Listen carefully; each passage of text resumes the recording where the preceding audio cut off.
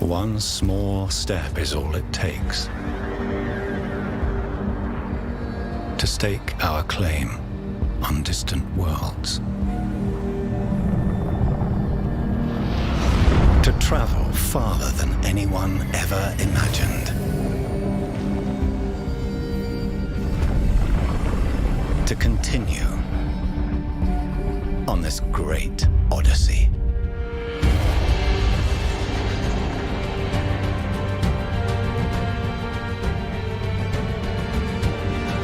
What new journeys have yet to be taken?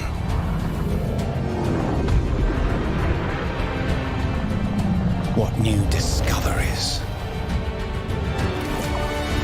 have yet to be made?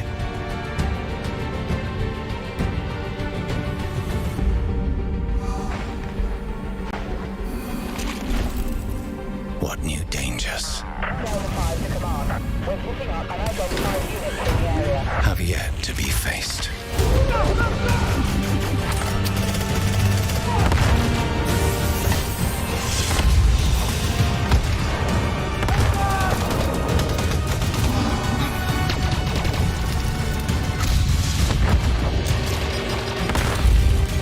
One small step is all it takes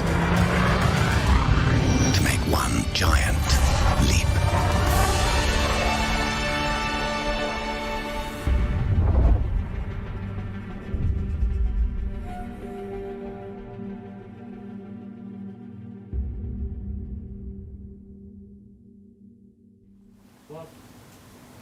Oh 07, 07, 07, and welcome everyone to a very special live stream here back at the office for once. I'm joined by the wonderful, the delightful, the handsome Bruce Greedos. Hello, Bruce. Hi, Alpha, and hi, everyone. Big 07 to you guys joining us today. We've got a really nice stream lined up for you, and we're super excited to talk Odyssey and everything else that we've got going on. We've got a lot to it. It's a jam-packed stream, chat, so there's a lot of stuff going. Chat is flying past us now. Full disclosure, it's our first time back in the office, and obviously I'm involved, so things may go wrong, so please, apologies in advance. Chat is flying past at a rate of knots, so we're going to try very hard to pick out some questions. But that said, there's a lot of stuff going on today and a lot of special guests, some of which I'm sure you're very excited to see. Before we do any of that, though, Bruce has a little bit of housekeeping, so do you want to talk about Twitch drops and such, Bruce? Yeah, absolutely. So, as you guys may know, if you've been watching our streams over the past month or so, we've had very regular Twitch drops every week, and obviously with today being such a big day, we've decided to do a blowout. So all of those previously available Twitch drops are going to be available today in an interval of I think 15 minutes a pop. So yeah, stick around and you'll be getting some free skins for your ships, lasers, suits, you name it, it's in there. Tattoos, nameplates. Yeah. So yeah, but it's a very important thing, chat.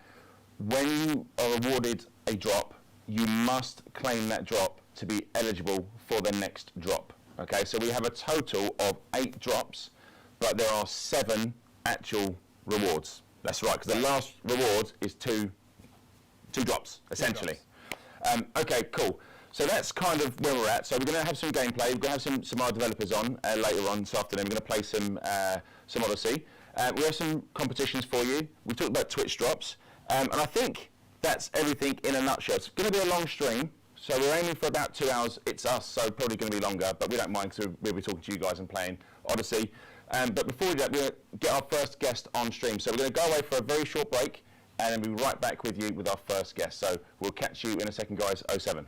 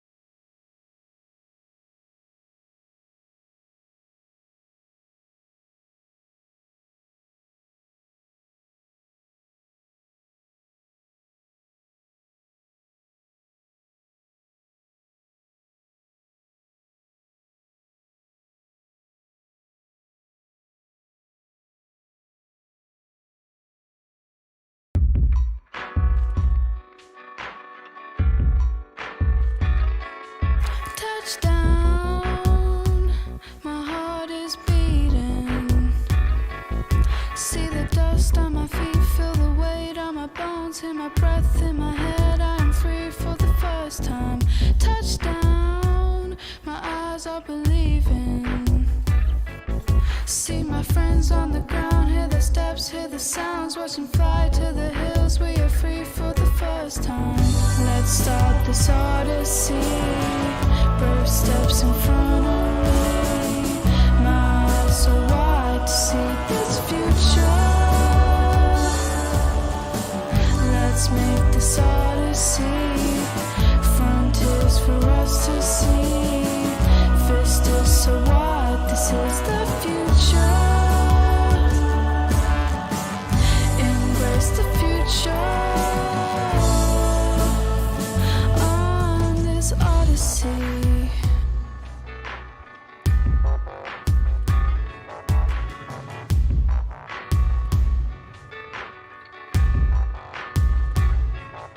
Touchdown, this place is bubbling. Watch them run, watch them fly, have a drink, start a fire, climb a ship, see the size for the first time. Touchdown, we are greeting. See the look in their eyes on my highway, supplies of a fight for their lives. Yeah, we are meeting. Let's start this odyssey. Brave steps in front of me.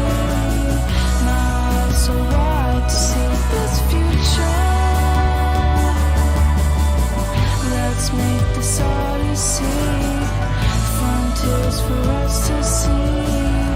Vistas so wide, this is the future. Embrace the future. Bullets fall like burning chaff. The celebration turns to violence. Laser fire makes shields go blue. Explosions fill my ringers. Humanity has come to stay. With all our faults, fears and anger.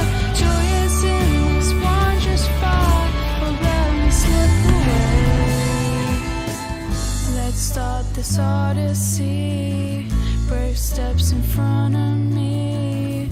My eyes so wide to see this future. Let's make this odyssey. Frontiers for us to see. Vistas so wide, this is the future. Embrace the future.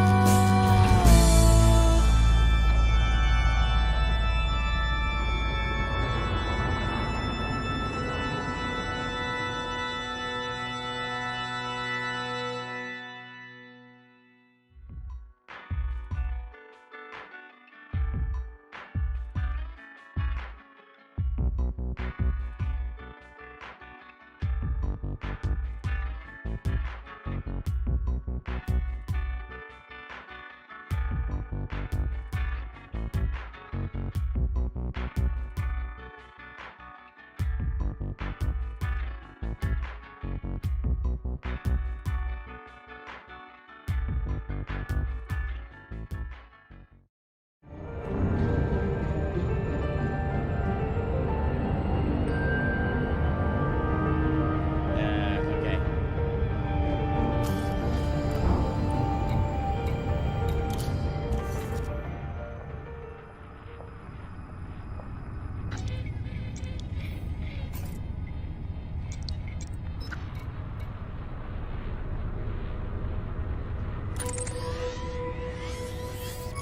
Oh, it's Earth. How big is the unit?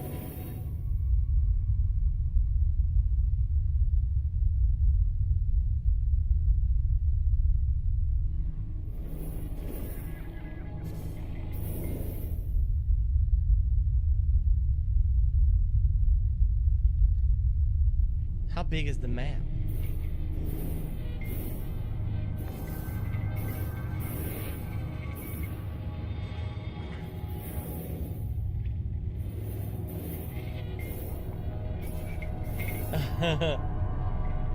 No way.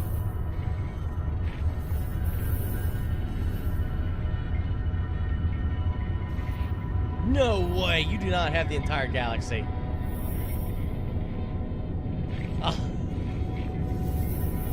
What?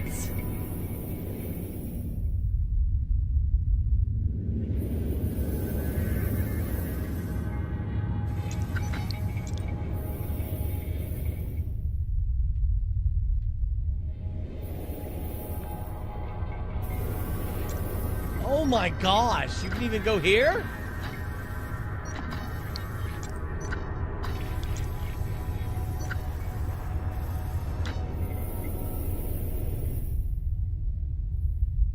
Wait, can you see the supermassive black hole for the galaxy?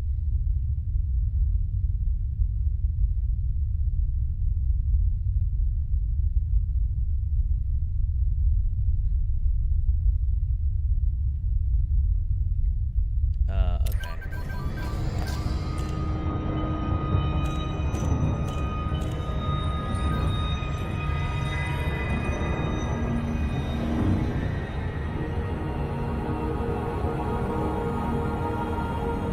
Yes, you can see it, even though you shouldn't. Why not? I will visit. How long does it take it to get there?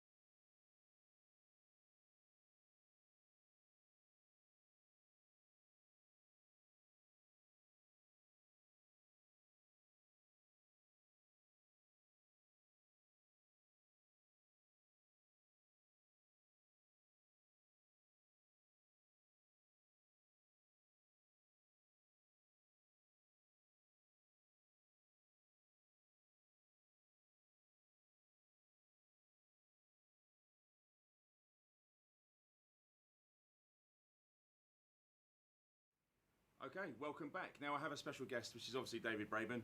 Now, apologies, the audio is broken. I did warn you in advance that I was in charge of setting this up, so that's the reason why it's not working. Chat, please tell me before I start talking to this man if the audio is working clearly. I'm getting thumbs up over here.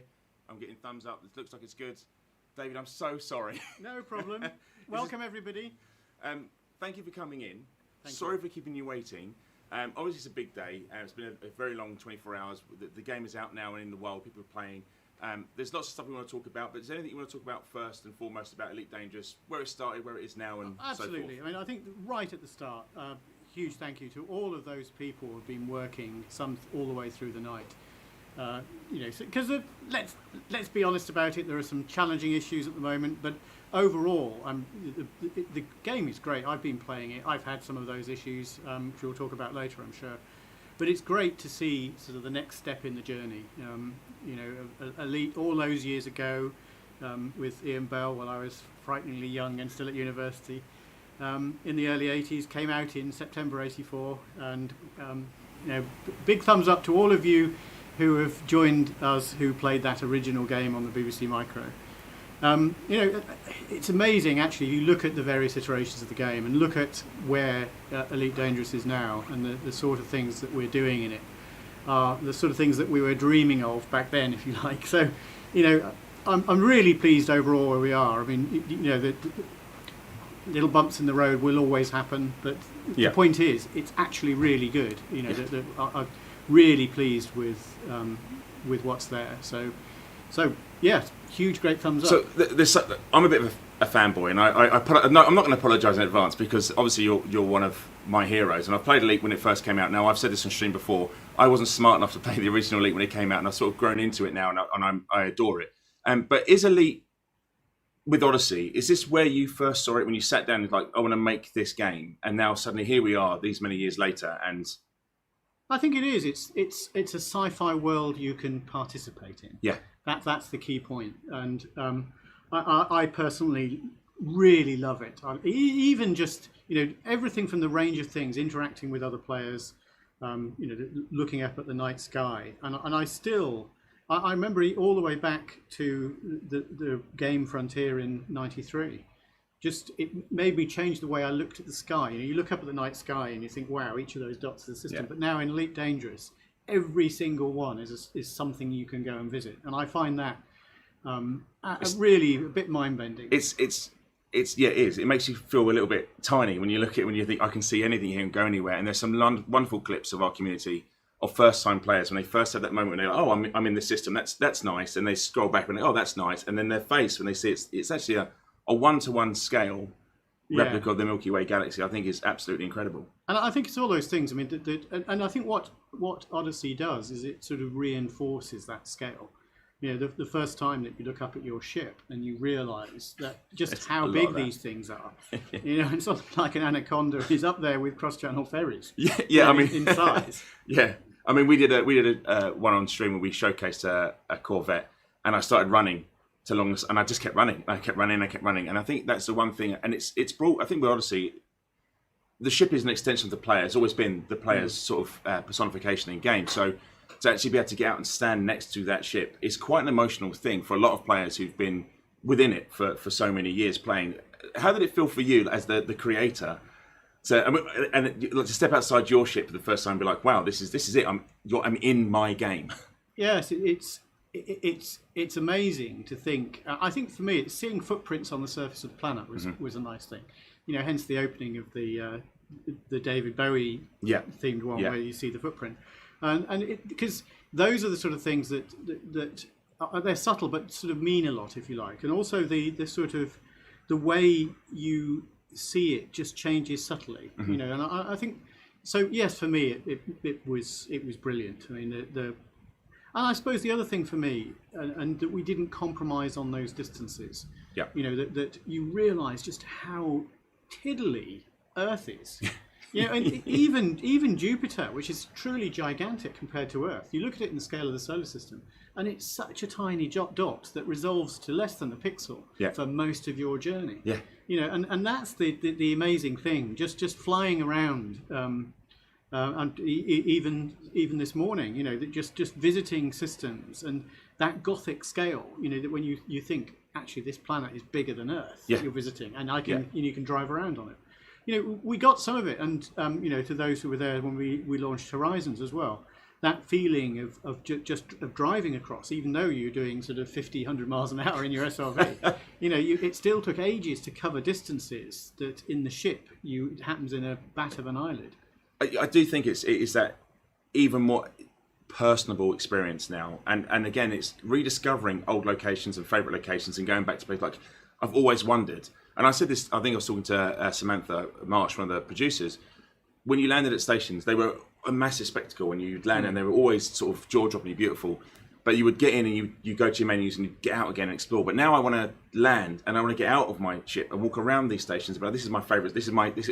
My system I'm in, there's one I always patrol in, it's one I always do my bounty hunting in. That's now my hub, my home, and I can go there and my players can meet me there and we can socialise and chat. And it's just a whole nother level of bringing Elite from really the galactic scale to the scale of a living room, which is incredibly done. Absolutely. I mean, the millimetre scale, and hats off to the team who've done this, is an incredible sort of dynamic range, if you like. That everything from the rendering range, from seeing something from across a solar system and being able to travel all the way down to it. All of these shots that we've seen during the alpha and since of ships outside the, inside the docking cylinder, that's still looking in, and seeing that connection, that scale.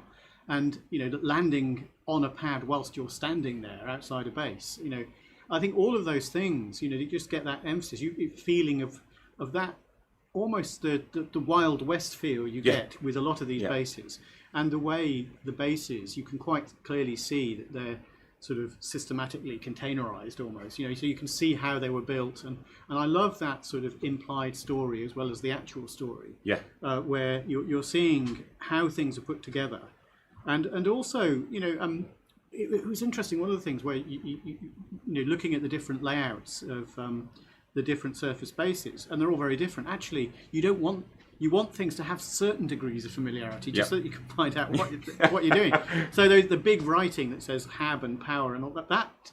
It was funny initially. I thought, oh, do we really want that everywhere? And actually, yes, you need it to be able to understand where to go in a sort of much more intuitive way.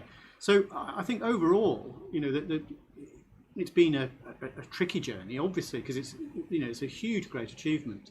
But it's that, and seeing, like the combat zones. I saw a video of someone carpet bombing an active combat zone, and I thought, blimey. Firstly, that I thought that's a bit trying to wreck other people's gameplay. But I thought, wow, that it's still working. People are reliably joining and leaving sessions on the fly, whilst other people are having great gameplay, and all the players are going to shelter. We're fighting a minute. We can't go outside. Right. But it's that sort of thing, and the fact that you're going inside and outside seamlessly. You can see through the windows. You can see ships landing, whether you're in the starports, whether you're on the surface, and I think it's all of those. It's that integration, I think, that is such an achievement, and that the fact that you're dynamically finding other players, you've got all of these, and sort of moving on to the thing I do want to talk about, because I also want to apologise to people out there who are having a challenging experience. And I was there. I actually playing last night, and having obviously testing things, making sure things are working well, but having a great time actually until probably 9 o'clock when things started slowing down, and I looked retrospectively, and I think it happened a little bit before 9, and it's just I was lucky because I hadn't done anything that and hats off to the team where they were dealing with these issues, and one of the problems is and those network, I'm sure when you spin up a server, it actually loads the other servers because it's duplicating all the data, and getting all of that to work coherently is such a challenge. So hats off to that. And if you can just try, I know it's a hard thing to do, but this will get sorted out, and it's already getting a lot better. And it's frustrating that some of these issues didn't come up during the alpha, but we had record players, so that's the other thing. Yeah, it was the record numbers for us, I think. And I think you touched on it, David, and I had a brief chat with you prior to you coming on, and I was trying to rack my brains, and I've said this before, but I've never known any game in the history of games, and I don't want to brag, and I know you're very, very humble about this, but I'm not, chat, but I'm just like, I can't remember a game that's ever merged two genres in a live service game in a scale that we have done. I say we, it's a royal we. I've stood on the side and watched very smart people do it. But yes, we have challenges, but I have the fullest confidence, and I know you do, that there are challenges that we can overcome and we'll get through together as a team and as a community. I think is a fair comment to make. Absolutely. I mean, I think the team have done a good job. Similarly, I end up taking credit for other people's hard work as well. So it's, seriously, there have been games which merge genres. But I think the key point is this is a particularly difficult challenge. The expectation when you're doing any first-person interactions is the millimeter accuracy you need for everything from textures to collision meshes to all of those things, which I think that is a great achievement. But it's also that range of having starships traveling at many times the speed of light in the same world as players are sort of picking stuff off the ground or scanning it or whatever. It's those sort of things that where you've got sort of conversational level interactions, and then you've got a ship the size of a Channel ferry for those in the UK coming into dock, 20 feet away, and you can watch it. It's that sort of thing that does present a challenge, and I think hats off to all of the different teams in the company that have made this possible. But just looking at the engine team, the support for the engine that is delivering all of this, the huge dynamic range and the prodigious number of polygons, objects, animations, all of those things that have gone into making this work. And a lot of the animation challenges, just the logistical challenges to make this work. So hats off to them. And I think it's very easy to dwell on go live challenges, and I know it happens to other games as well. But the point is, we will get through these, and we will look back and think, wow, this is and people will mention that that there were challenges, and apologies to someone who I think someone was trying to interdict me at lunchtime today, and because I saw the dock closing on the scanner. It was I was on my way to Jameson Memorial in the Shinrata Desra system. So if you're on the stream, do call out. But unfortunately, we had a network problem. So in full openness, but I was up for it. I was in an ASP, and I was reasonably tooled up. Oh, you probably have got me in the end. We were talking about this, and I didn't have you down as an ASP. I was like, no, David doesn't fly an ASP. But I had you down as like maybe not a big, not an Anaconda, but I was thinking maybe a DBX or something a little bit more teethy.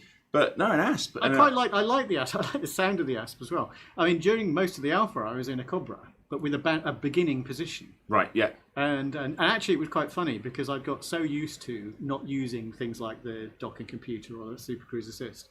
During the alpha, I got so used to it and not having it. That's why I was going to Jameson Memorial. I was going to get it for my ship, and it's anyway. You would say there's something else I want to ask you about the alpha, because you did tell me a very funny anecdote about being arrested in the alpha. Dear, yes. So do you want to retell for chat? Because I did smile when you told me this. This was actually after the open alpha had closed, and we were just testing things out.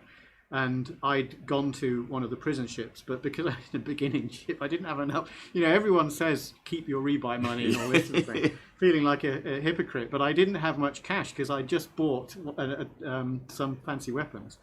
And Johnny, our CCO, actually came and rescued me. I could have got to a local system, but I wanted to go all the way. And because we were playing a final version of the game, didn't have any cheats or anything. So it's just that was just you and Johnny, but that is just, and it all worked fine. It was brilliant. I thought, wow, what a wonderful gameplay moment. But that's another example of really what happens in Elite on a vast scale, right? The emergent gameplay that players do. And one of the things I will ask you yourself, but one of the things I'm most excited about is seeing what the community do with Odyssey when it's out there, and like what the sort of craziness they get up to. What are you most looking forward to seeing and getting involved in yourself with Odyssey when we're out there and you get time to play? I don't know. I've always liked the Dr. Livingston, I presume, moments when you meet someone, many, many thousands of light years away from Sol, and I found that we've just ended up chatting. It feels very broken when, in theory, we should be competing or killing each other or working together on something. And I find that's really nice. And it's sort of, it's like you don't have any idea of them. I mean, yes, there are people who just opened up on my ship, which can be a bit annoying. Yeah, it does happen. Yeah. Yeah, but having said that, I've had way more pleasant encounters than I have griefer encounters, for a better term. Yeah, no, you're right. And I always try, especially with Odyssey, playing Odyssey, the universal, when you meet someone, is that little cagey sort of sway and then a little bounce. It's like, oh, we're friends. Oh, no, it's fine. And the little bounce is like the signifier, like, no, we're okay. We can be friends now. Yeah. I'm very excited to see what the community do with it. David, I'm super conscious that I've taken up a huge amount of your time already. Is there anything you want to talk about or tell the community on this journey? Because this really is like, as a pun, it's a first step, right? Yeah, and I'd also like to thank the community. I mean, we've had a fantastic journey so far, and all those people have been supportive of the game. All those people that I've met in the game. And dare I say it, those people who've killed me right early on. I was rammed by a. We have the numbers, Federal David. Don't worry, we have the assault numbers. ship. Yes, I remember all those years back. Was it Itchy Nipples or something like that? That might even have been during the first alpha. Oh wow. Okay. Yeah. David remembers. So, but yeah, thank you very much for the support of the community and the great team at Frontier who are working really hard as we speak. As the player numbers are building back up, so just trying to get all of those things dealt with. And as I say, apologies for the challenges you've had, but we'll get there, and really exciting times ahead. Awesome. So thank you very much, and thank you for watching this stream as well. Awesome, David. Thank you so much for joining. Right, okay, chat. Thank you so much. We'll be back in about 10 minutes, so bear with us. 07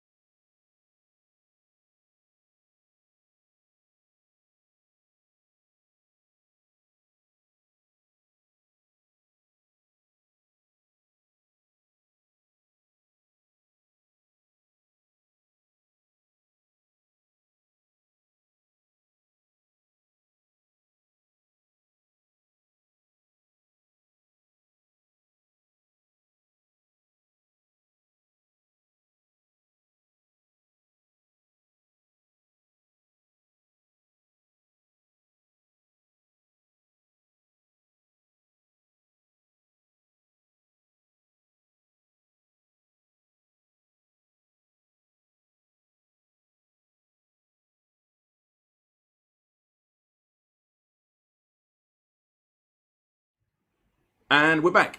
Thanks for waiting, chat. Again, it was wonderful having David on. Bruce, I know you're a bit jealous, but I was just like, David's coming on, I'm going to interview him. So Bruce was like, oh. Yeah, no, that's absolutely fine. It was great to have David on and speak a little bit about, well, actually a lot about the game. That's always a pleasure. Yeah, no, he really, like, and I think it comes across like he generally plays the game. Like, he's one of us. He plays the game constantly. He's always playing. So whoever that was tracking him down, as you heard at the end, David doesn't forget. That's it. He's going to hunt you down in his ass. But I've never had him down as an ass. But still, anywho, got a lot to go through on the show. Still to go. So we've got some other guests coming in because some of our development team have spared some time for us to play some games, which is great, and chat to them. We've got Twitch drops. Now remember, in order to claim your Twitch drop, you must have claimed your first drop, right, in order to progress to the next one. So please, chat, remember, they're every 15 minutes. Please accept the drop before you become eligible for the next one. And there's some more competition stuff we're going to talk about, Bruce. Do you want to? Yeah, absolutely. So our friends over at Overclockers UK have very, very generously sponsored a competition for us, and it is a whopper. I don't really have a word for it. It's just gargantuan. So yeah, we recommend you check it out. They're giving away, I want to get this right, the main first prize is a whole PC rig gaming setup. So I'm trying to remember the specs of the PCs. It's definitely got a 30 series card in it. I think it's a 30, I don't want to get this wrong, 3070. Might be a 37, yeah. At least, it might be higher. Yeah. At least a 3070. With i7, really powerful machine, as well as all of the peripherals. So we've got a chair from Noble Chairs, and then you've got your keyboard, mouse mat, monitor, all from Asus ROG. So really nice. But it's a curved monitor, right? It's one of those super. It's a beautiful 4K curved monitor. It's huge, incredibly wide. Just I want it. Amazing setup. And beyond that, we've got 2 more rigs also in the same pool. So 3 machines that we're giving away, courtesy of Overclockers. Really big thank you for those guys.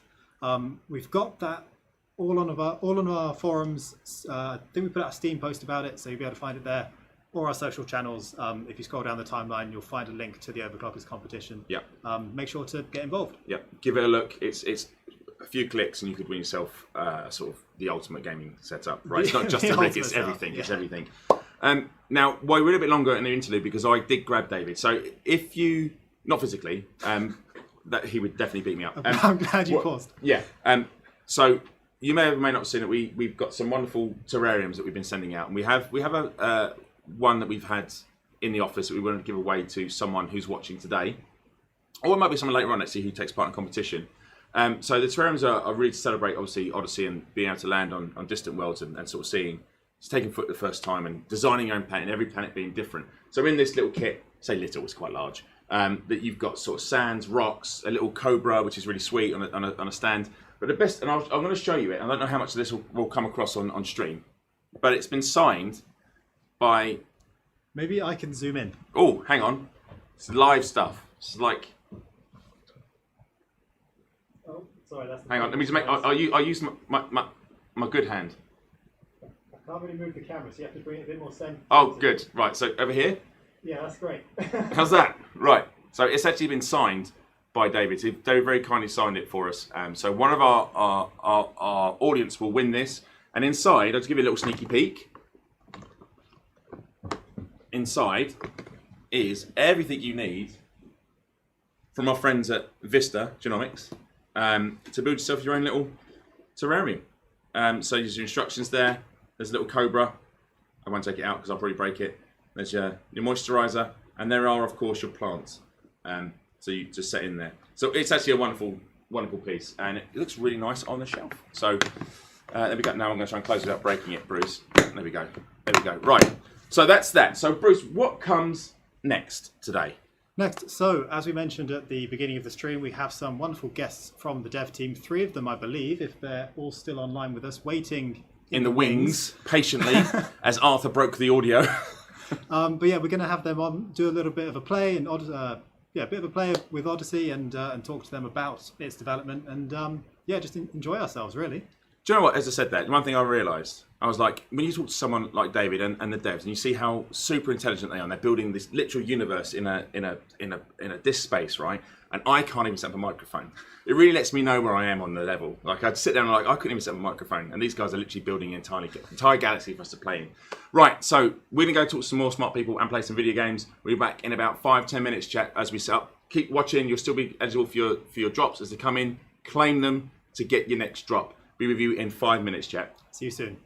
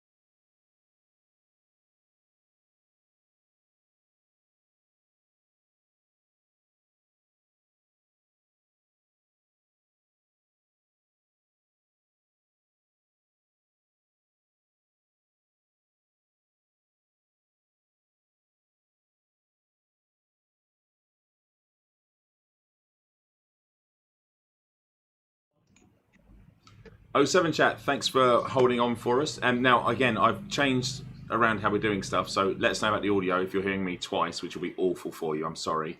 If you're not and my audio is fine, then the next thing we do is we'll test our guest audio as we come in. So good. I'm looking over at Sally in the corner, and I'm not seeing any thumbs down. Seems like my audio is good.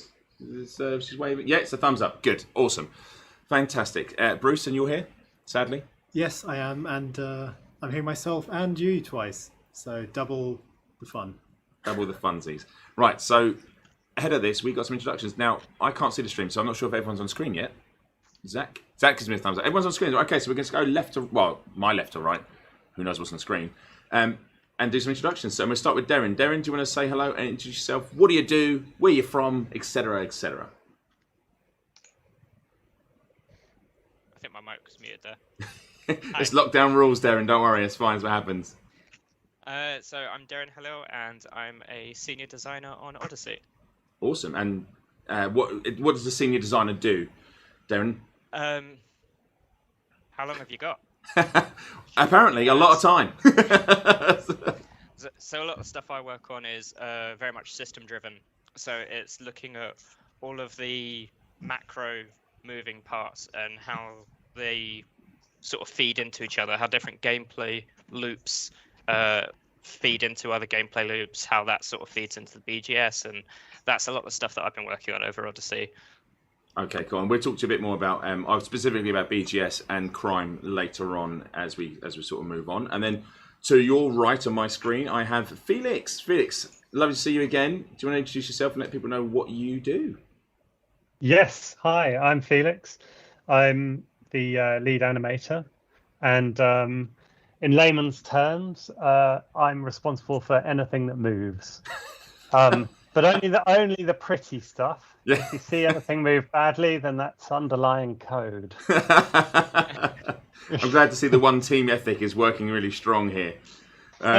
Awesome. And we have loads of questions for you, Felix, moving on in a minute. And then we go to someone who was only on the show a little while ago. Dav, in case we have forgotten who you are, can you explain who you are and what you do? Hello, my name's Dav. I'm representing the Elite Server team, and we are working on it.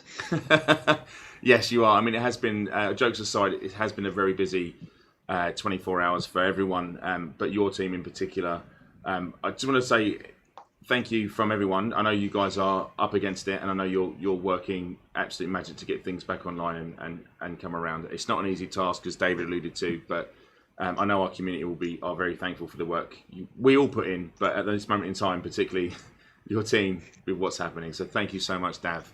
Indeed. For those of you who are on the live stream just now, a database server failed over. You should be back in game shortly. There we go. So we actually have Dav live. Dav, can we have you live continuously? That's it. We're gonna have Dav, like, if you're old enough to remember Games Master, we'll just have you as a levitating sort of hologram, and then you can go. I've got to stop referencing you to different things because somebody made a picture of you as a Terminator after I mentioned it on stream. So please stream, chat, don't make a picture of Dav as Games Master. I said it clearly there, Dav. I said don't do it. All right. You did say that. Don't do it. Okay, cool. So we are at some point going to jump into play some games with you, but as Dav just said, we're living this with you, and David alluded to it. We're all players as much as you are. We want to play with you. They're spooling back up. So if we can, we're going to jump in and do some missions with the guys. But ahead of that, I'm going to start poking questions at people, and so is Bruce. Bruce, if you want to start, you can. If not, I'm quite happy to keep. Yeah, absolutely. So our first guest who we introduced, Darren, hi. So Hello. You alluded to sorry, I'm hearing myself twice and I'm trying to get used to it. Now Bruce knows how I feel. It's a struggle. Yeah, so you talked about how you oversee all the different systems and the way they interact with each other, and how that drives the BGS. Could you tell us a little bit about that? Sorry. You're doing really well, Bruce. Keep going. So one of the bottom level things that we can look at is like the way loot spawns. So once we have an idea of the sort of things which we want to spawn in different locations, to be honest, before that, it's what do we want to be loot. So we sort of create this massive data table with all this stuff which is going to be the things that you pick up in the game. And then we have to think of, okay, so what sort of settlement types would it make sense to find these things in? What sort of building types would it make sense to find these things in? And then once we have that sort of mapped down at a settlement level, we have to then think of how frequently do we need certain things to spawn? And that's driven by how frequently we want players to be picking things up and then using them. And that then trickles down into things like recipes, or whether certain things that are more frequently found are more or less expensive when you then try to sell it. And if certain things are rarer to find and therefore you sell it, they might have a stronger hit on certain states in the BGS.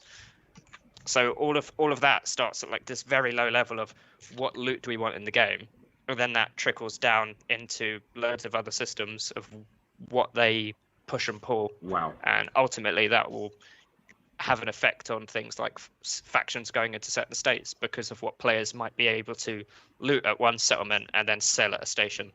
That's not as easy as I thought it was. But we're just going to put some stuff in a settlement. We'll just put some stuff if it were to loot, it'd be fine. But it could technically have a fundamental impact on absolutely everything. It's a galactic game of dominoes. That's kind of the way I like to look at it. How do you even approach that? Like from your perspective, like where do you start? Like, because I'd cry. I think I'd just delete the database and be like, we only trade apples. Well, I think the one of the cool things about building systems like this for Odyssey is Elite Dangerous already has so much of that as a foundation to build on. Yep. We already have the background simulation that we're feeding data into. Those states are already in place. So what Odyssey provides is a plethora of new levers to pull to poke those faction states around more than we were doing before. So that foundation's already there, and it's just thinking of different ways in which we can feed into it with the new gameplay. Wow. Okay, that's way more of an in-depth answer than I thought we'd get for how do you put stuff in a settlement. But that's just a taster, right? Of just that's one thing. We haven't even touched all the other bits and stuff that goes into BGS. We're just talking about stuff that goes into the settlements, right? So, when you okay. go to those data ports and you pick up data, it's not just different text strings that you're looking at. That's one of the cool things about it. Is do I want to download this data and then sell it, and what effect will that have? Yeah, so you talked about having more levers to adjust and play with the BGS, and that applies to the players as well. So now they're going to be able to exert their influence over various factions and powers through their actions on the ground as much as in space, by supporting various settlements or taking them down or whatever else it might be. So what ways can they affect? Give us some examples, Darren, of how they can affect BGS. What sort of things can they do? So with the data example, if you make your way into a agricultural facility and you download some data to do with medical records, or maybe to do with vaccines in a medbay facility, and then you sell that can have a knock-on effect which reduces the likelihood or pushes back an outbreak state. So wow. That has knock-on effects like that. If you're constantly going into settlements and stealing their power regulators and shutting them down, that settlement might go offline for other people in the game, and you might push the security of that faction down in that system. So it's a tangible effect, and all of this stuff goes on in the background through the servers, right, Dev? Absolutely. Okay. So that's one thing. I want to talk about crime in it as well, Dan, but I do want to move on to Felix, because I had a really good... So I met Felix for the first time, I think it was Dev Diary, I want to say 2. It was the combat one, so I think it was 2. Yes. I think it was 2. That's right. And I had a load of fun, actually, just chatting to you during the filming of Dev Diary, because you're so animated, which is a bit of a pun, because obviously that you do this sort of stuff. But we had this wonderful chat about how you've animated weapons to sort of convey how they should make the player feel. For example, the rocket launcher should make you feel powerful, but also when you're reloading, it's slow. So at that point in time, you should feel vulnerable. How do you even start? Like when you look at like an inanimate object, for argument's sake, and be like, right, I need to animate this to make it feel a certain way. So I suppose there's a few there's a few things you always have to think about as an animator, and the things that you have to think about apply to almost anything that you animate. And a big thing is that you want in terms of games, you want the player to be able to relate to the thing that you're moving in the game. Yeah. So if you're picking up a big object, you want to convey the size of that, and you want to, like, on some level, even though people don't articulate it in their mind, then they will have lifted a heavy object in their life, and you just want to move it in the way that these people feel like they would move it in real life as well. So if we're doing a rocket launcher, we'll get a large object from around the office.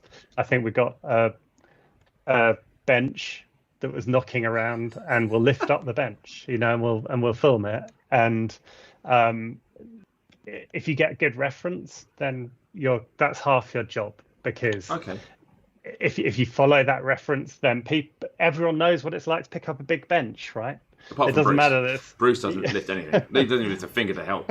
Yeah. That's interesting, actually, when you talk about filming for reference. So I know we had this chat, but I am, as chat has found out, and you do, I'm stupid, and I've forgotten a lot of things. So you film stuff for reference. Is any of it mocapped? Is it a mixture of both? Is it, how did you go about, because the animations are really cool. So we decided down the line, after lots of experiment, to have a mixture of hand key and mocap, but primarily we stick with motion capture for the AI and the enemies and things. So when you see people, when you're playing and you're trying to kill them, or if you pass people in the social spaces, or if you're in a compound and there's scientists walking around or whatever, that would generally be mocap. And what we want to do is just key into sort of normal human nuances, normal behavior, and you can get quite a lot of information out of motion capture. And then for your first person stuff, so for your character, then that stuff is all hand keyed. And if you ever look at your character through the vanity cam or whatever, then that's hand keyed. It just naturally fell like that. Actually, it kind of made sense to keep some kind of continuity there. Cool. And if I might ask, what's been the hardest thing to animate? Or were you ever asked something and you were like, that's going to be really hard to do, and then achieved it? Well,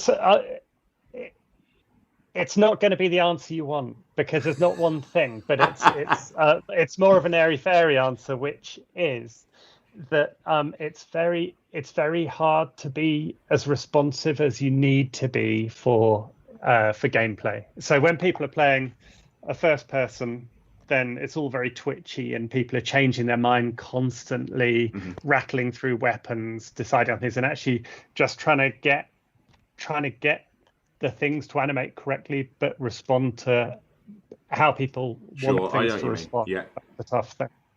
Yeah, in fairness, that must be really difficult, because you're right. When you're walking along, you're constantly, your head's on a swivel, like constantly. And if you did that 1-to-1, it would look ridiculous in the game, because everyone's heads would just be like bobbleheads walking down a road. So you have to sort of take some hand-keyed liberties, I imagine.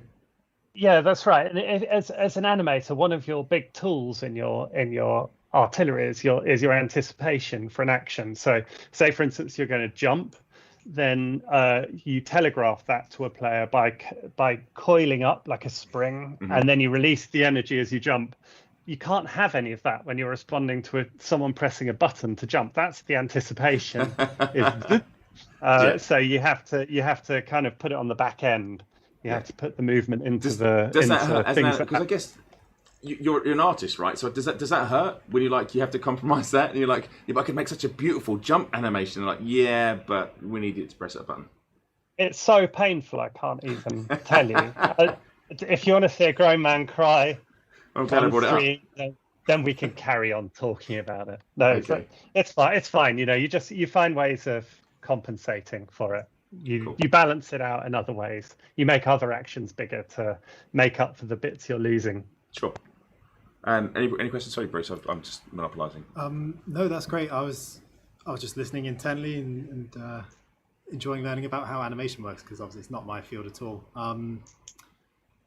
I suppose just a spin on Arthur's question about what's perhaps the hardest.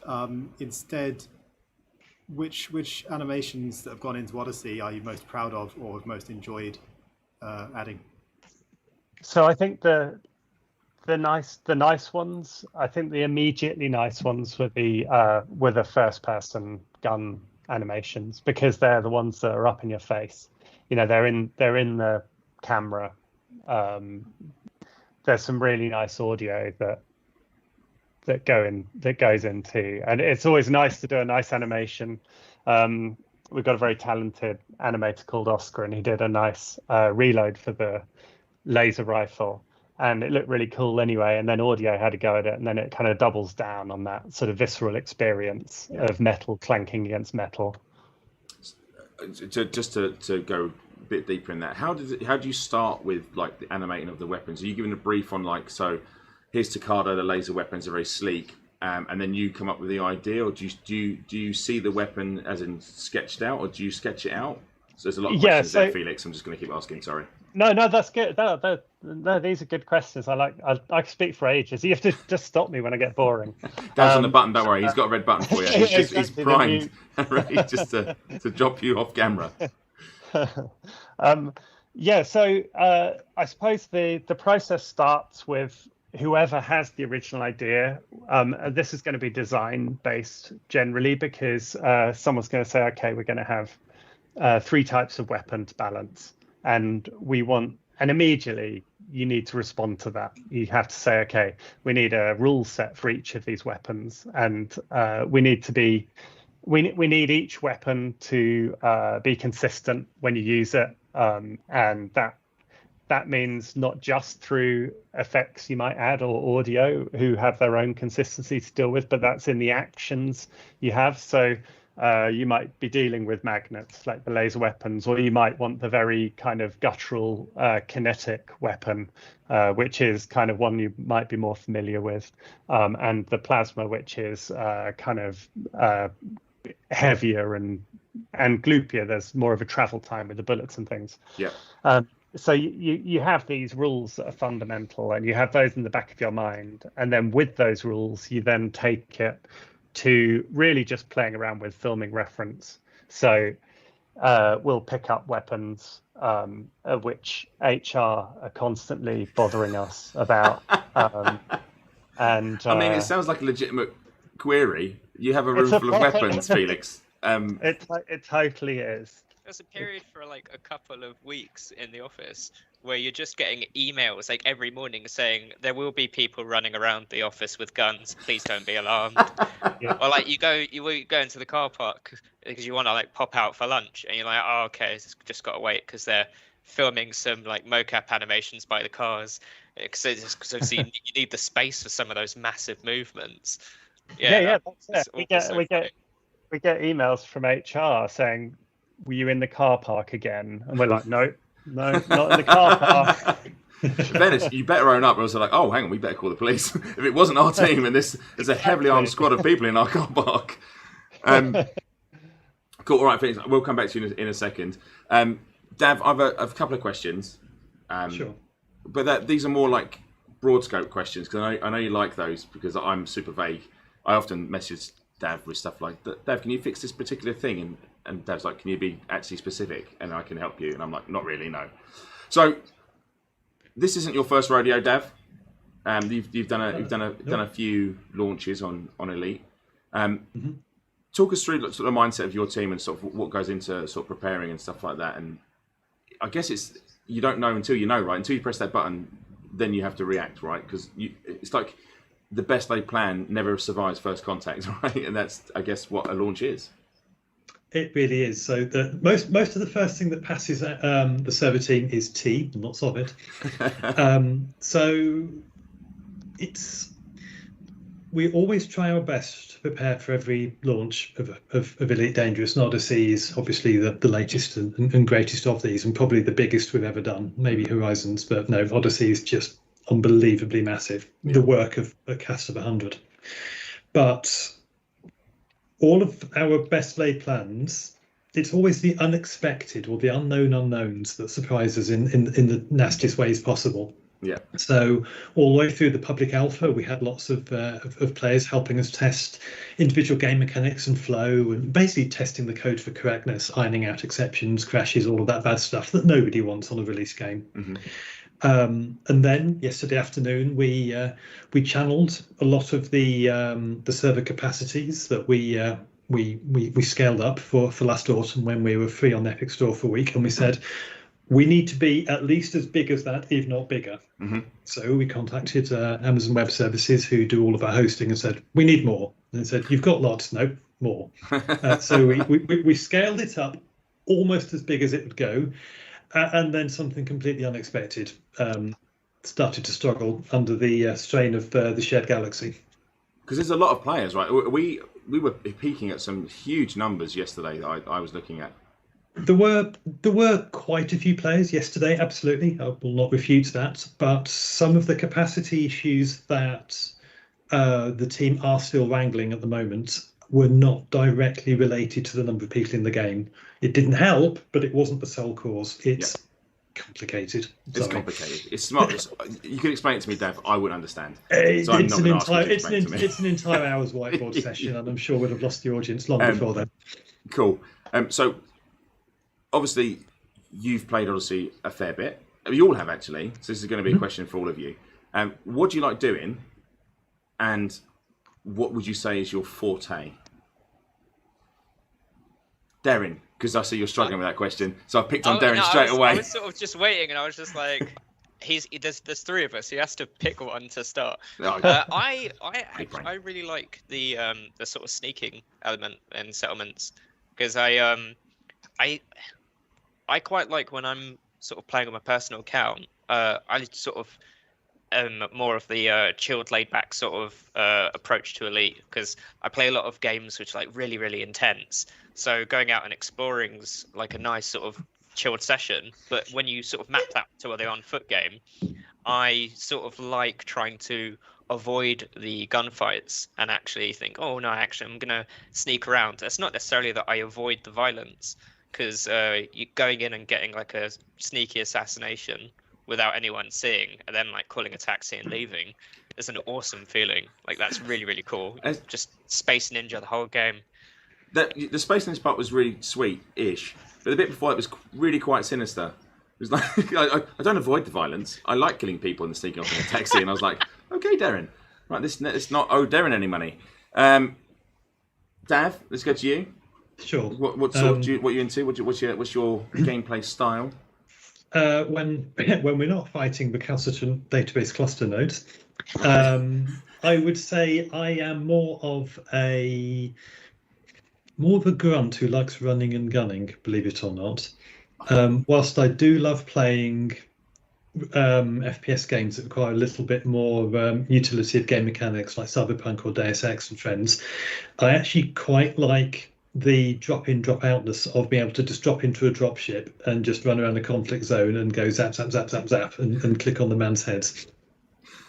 And then get back into my spaceship and then go space tracking for the rest of the evening. The two sides of death. All in the same game. All in the same session. I know David mentioned it earlier, but it's that change in scale that is just... Yes. It's elite.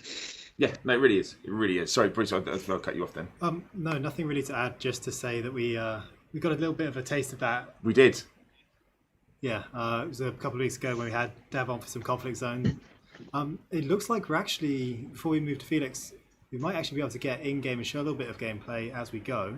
Is that something we would like to do? Well, here's a question: Are our guests all in the same instance? If not, we can still show our screen and do some stuff. Sure. And we can all judge Bruce. If we can't play with Bruce, we can certainly judge Bruce, which I do every day. So it won't be an issue. I can see Commander Frontier Dav in the bar area. Well, where else do you hang out? Well, in fairness, yes, there is Dav. So we have at least two in our team. Get out of my ship. Oh, you just parked up down. What ship are you flying, Darren? I actually am starting Odyssey with a fresh save. So I've got my Founders Edition Cobra. BEA, beautiful. Sally will approve of a Cobra. Yeah, it's not pink though. It's not pink. that No, might it's disappoint. not pink. It's not pink. No, it's got that sweet azure paint job, which looks really, really nice on the Cobra. I'll tell you, all the stuff now with the new lighting looks just chef's kiss, just absolutely stunning. Like people just staring at ships that you've been looking at, even in like you've been able to go out and look at your ship in the I'm gonna call it vanity camera. It's not, the camera suite, and they've looked great. But then now they look like a whole new. It's the same ship, but I'm just like that's different. And I was watching Bruce with an Anaconda, and just the way the light plays across the hull, and I was just like, it looks like an entirely different game. Yeah, absolutely. And obviously, the Planetary Tech just has to be mentioned. We saw an Earth-like world actually for the first time in the new build, and it was just absolutely stunning. So vibrant, and all of the details and textures on it just looks fantastic. And just to shout out, I follow one of our commanders who's been in quite the journey, Commander Picard, and I've been watching him landing on these planets that are just bazillions of miles away, and just like showing, like he's so far away, but he's got such an incredible. Is it a 6-year journey, 3-year? Oh God, Some crazy. It's a lot of time and just not stopping. But shout out to Commander Picard, because it really is a wonderful thing that you're doing. Right, so Felix, are you in the? Oh no, Felix, you're going to watch and judge, I believe. I am just going to watch. Well, actually, that's good, because I can ask you loads of questions about animation, because lots of things are moving, Felix. So I can be like, tell me about this. Okay, and let's see with Darren. Is Darren behind you? I'm not sure if Darren's here yet. I'm in the bar, but I might not be in the same session. Why don't you try a little cheeky relog? See if you can get back in. Zach, are the players as chat seeing our gameplay? I'm not sure they are. Okay, cool, awesome. So Bruce and I look and walk around. So for those of you joining us for the first time at Odyssey, this is one of our interiors of our space station, and there is one of our staples, Sleepy Pete. Oh, it's not Sleepy Pete.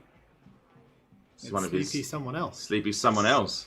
There's lots of people taking a quick kip in the bar, to be honest. In fairness, in most bars you see that.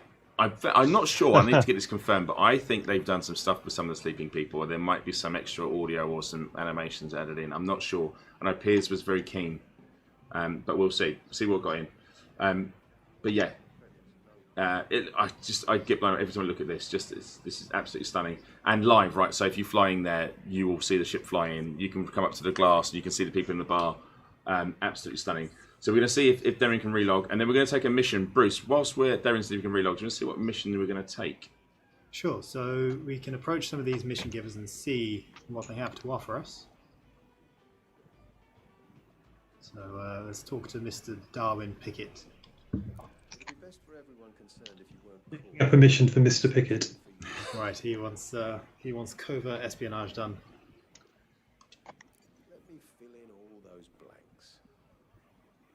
There you go. Yeah, it's nice and close. Yeah. Well, we can take a few missions and pick the one we want, right? All right. So we can negotiate here. Now, Darren, this is one of the things we spoke about way back. I think almost one of our first, after the first dev diary, you came on stream and kind of sneakily let slip about. Well, we didn't let slip. We asked the wrong questions. It was our fault.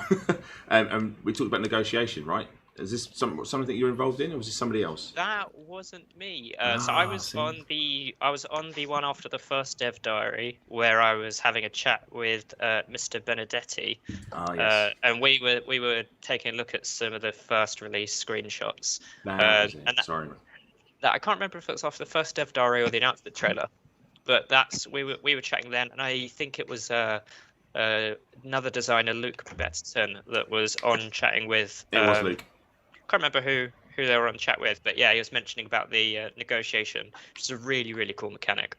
Can you talk anything about this mechanic, or is this something you didn't have a hand in? I was part of a few chats about it, but it was very much the mission team that sort of took the reins on it.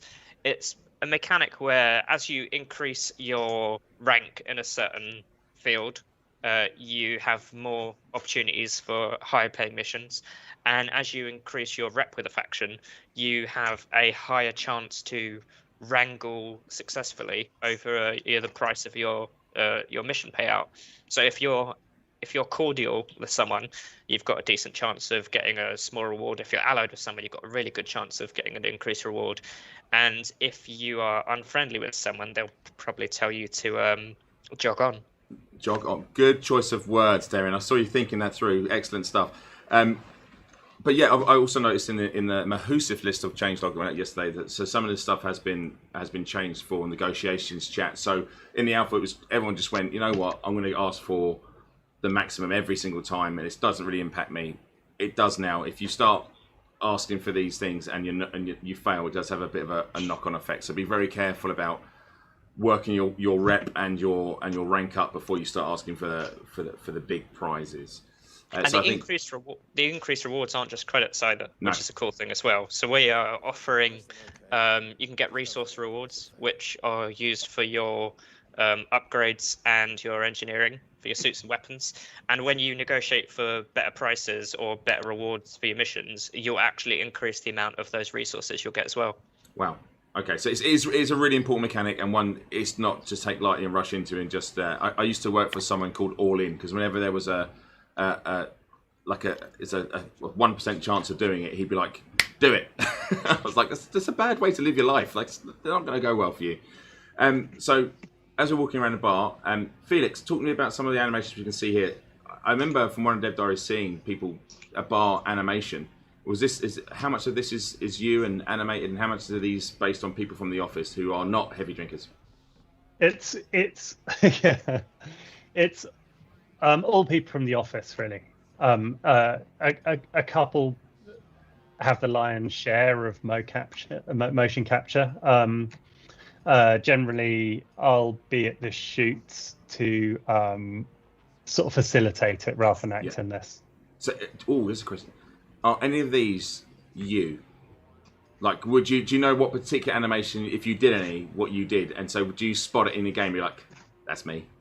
No, so I remember distinctly people acting them, and I was generally doing the recording of the motion capture. So okay. I'd be behind camera. Cool, but it does add to the atmosphere. Do you know it's going to be a really tough question to answer. How many animations and stuff there are just like in the bar area? Like how many you've had to go through? Oh God, I don't know. That's a good question. That's what I do. You caught me on the hop. Can I get back to you with that? Of course you can. It's not the chase. Don't worry. It's not. If you get a question wrong, you don't move back 2 squares. You're fine. It's okay. We can. I could make one up for you, but it would be embarrassingly wrong. You could lie. It's more like Who Wants to Be a Millionaire. You can absolutely contact someone if you want to, but there's no pressure. Yeah.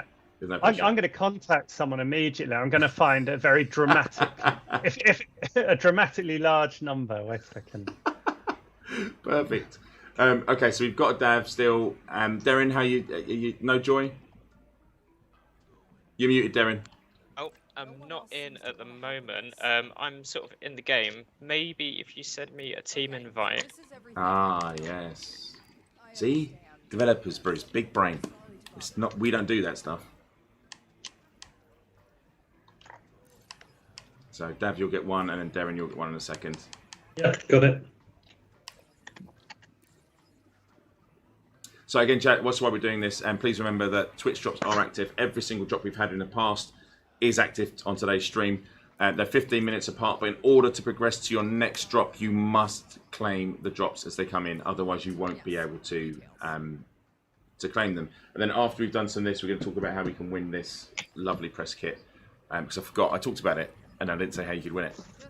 Yeah, so we should probably give our watchers a chance to actually win it then, I suppose. We should. So our friendly dev team, do you mind waiting 5 minutes while we talk about giving away some swag?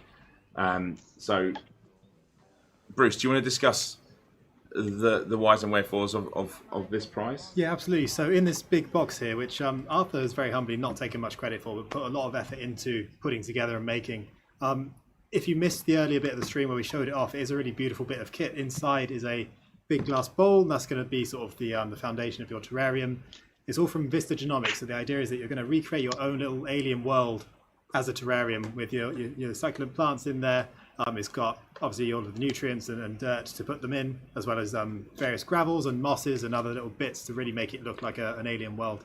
Not least of which is a little Cobra Mark IV model, which you can plant in there, and a glass, I don't know what to call it, a big glass cuboid plaque with a laser imprinted image inside. Is it? Do all of these have cobras in? These will this have one cobras, has a yeah. cobra in. So yeah, so if you want to get your hands on these, what did we agree beforehand? So obviously it's all about setting foot on new worlds, right? So one of the discussions that we had a lot. I mean, we have a lot of benign chats, Bruce and I, but we did discuss like if you were the first to land on a planet billions of light years away, what would you call it? What would you name it? Would it be Planet Bruce, which would be really sad, or would it be something like I don't know, Planet Face? That's gonna come up. You look at me like that. Of course, I know it is. So we just want you to tell us what you'd name a planet, and you can be as silly as you want. Please don't be rude, but please be as silly as you want. And in order to win this, you need to quote tweet our launch post, which is pinned on our Twitter account, and I want you to quote tweet it with the name of your planet, and then just hashtag Elite Dangerous Odyssey. Simple as that. Quote tweet our pinned post, name of your planet, hashtag Elite Dangerous Odyssey, and this will run between today and next Thursday, and then we will have a look through. I will say we'll probably pick a winner at random, because I'm not going to lie, there's going to be a lot of entries, but we'll try and read some. We'll pick out some favourites. As I said before, please be as silly as you want or as serious as you want, but please don't be rude and please be respectful. That's all I ask for, and you can win this kit, and we'll get it shipped to you. And I'm going to say worldwide, because David's left and he won't hit me. So there we go. Signed by David Braven. It is signed by David Braven. It's signed. Beautiful. EEA, beautiful. We had to find, the hardest part was finding a silver pen. He was more than happy to sign it. We just couldn't find a pen. Right. Okay, so Bruce, whilst I've been talking, you've been active in the background doing stuff. Have you taken more missions? I have. So I'm not a very well-established named person in this system. I'm kind of the stranger who's rolled up into town and started asking for jobs. So as such, I haven't been pressing too much for more than just the average pay. There was one mission where I did wangle a bit of a better deal. Oh, you did? But for the rest, I've just said, look, give me what you have. I'm willing to establish myself a bit and accept the default payment. So let's take a look at the missions we've got and then decide between ourselves. I mean, you have got the Davinator on your squad. That's true. So we are feeling confident. So, just send Davin, just drop him into the middle of the map, and he'll just wipe everything out. And then go trucking. We do have a tactical Dav to deploy. Tactical Dav. I like it.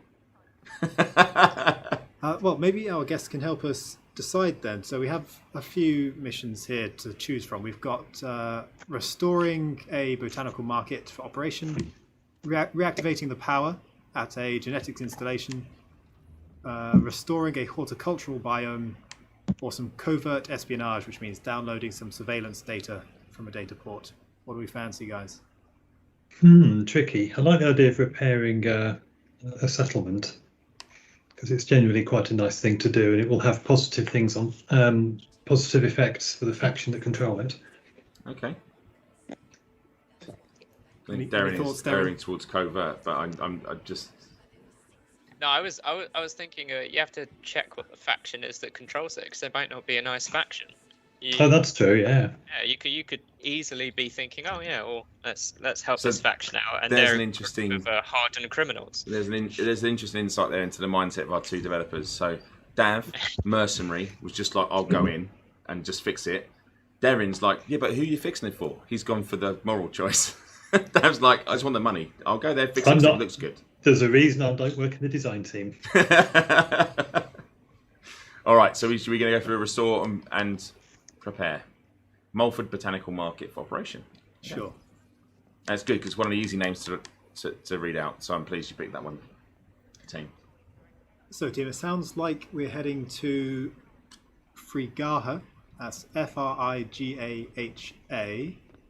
Planet 5. So, are you going to fly there, or are you going to take Apex? I mean, you've got a Challenger, I believe. So we actually have I think it's a Crusader. Crusader, yes. Sitting out back, and we should all be able to, sit in it and go there together. Yes. Road trip. Yeah, road trip. I might need another. I might need another team invite, because I re-instanced and I was that team because I left and came back in. And if it doesn't work this time, then I'm good to just watch. Cool, no worries. Now remember, one of the things, chat, because this is a bit of a step change for Elite, because when you go to a mission previously in Elite, you were just in your ship, so you were there, you were in your equipment.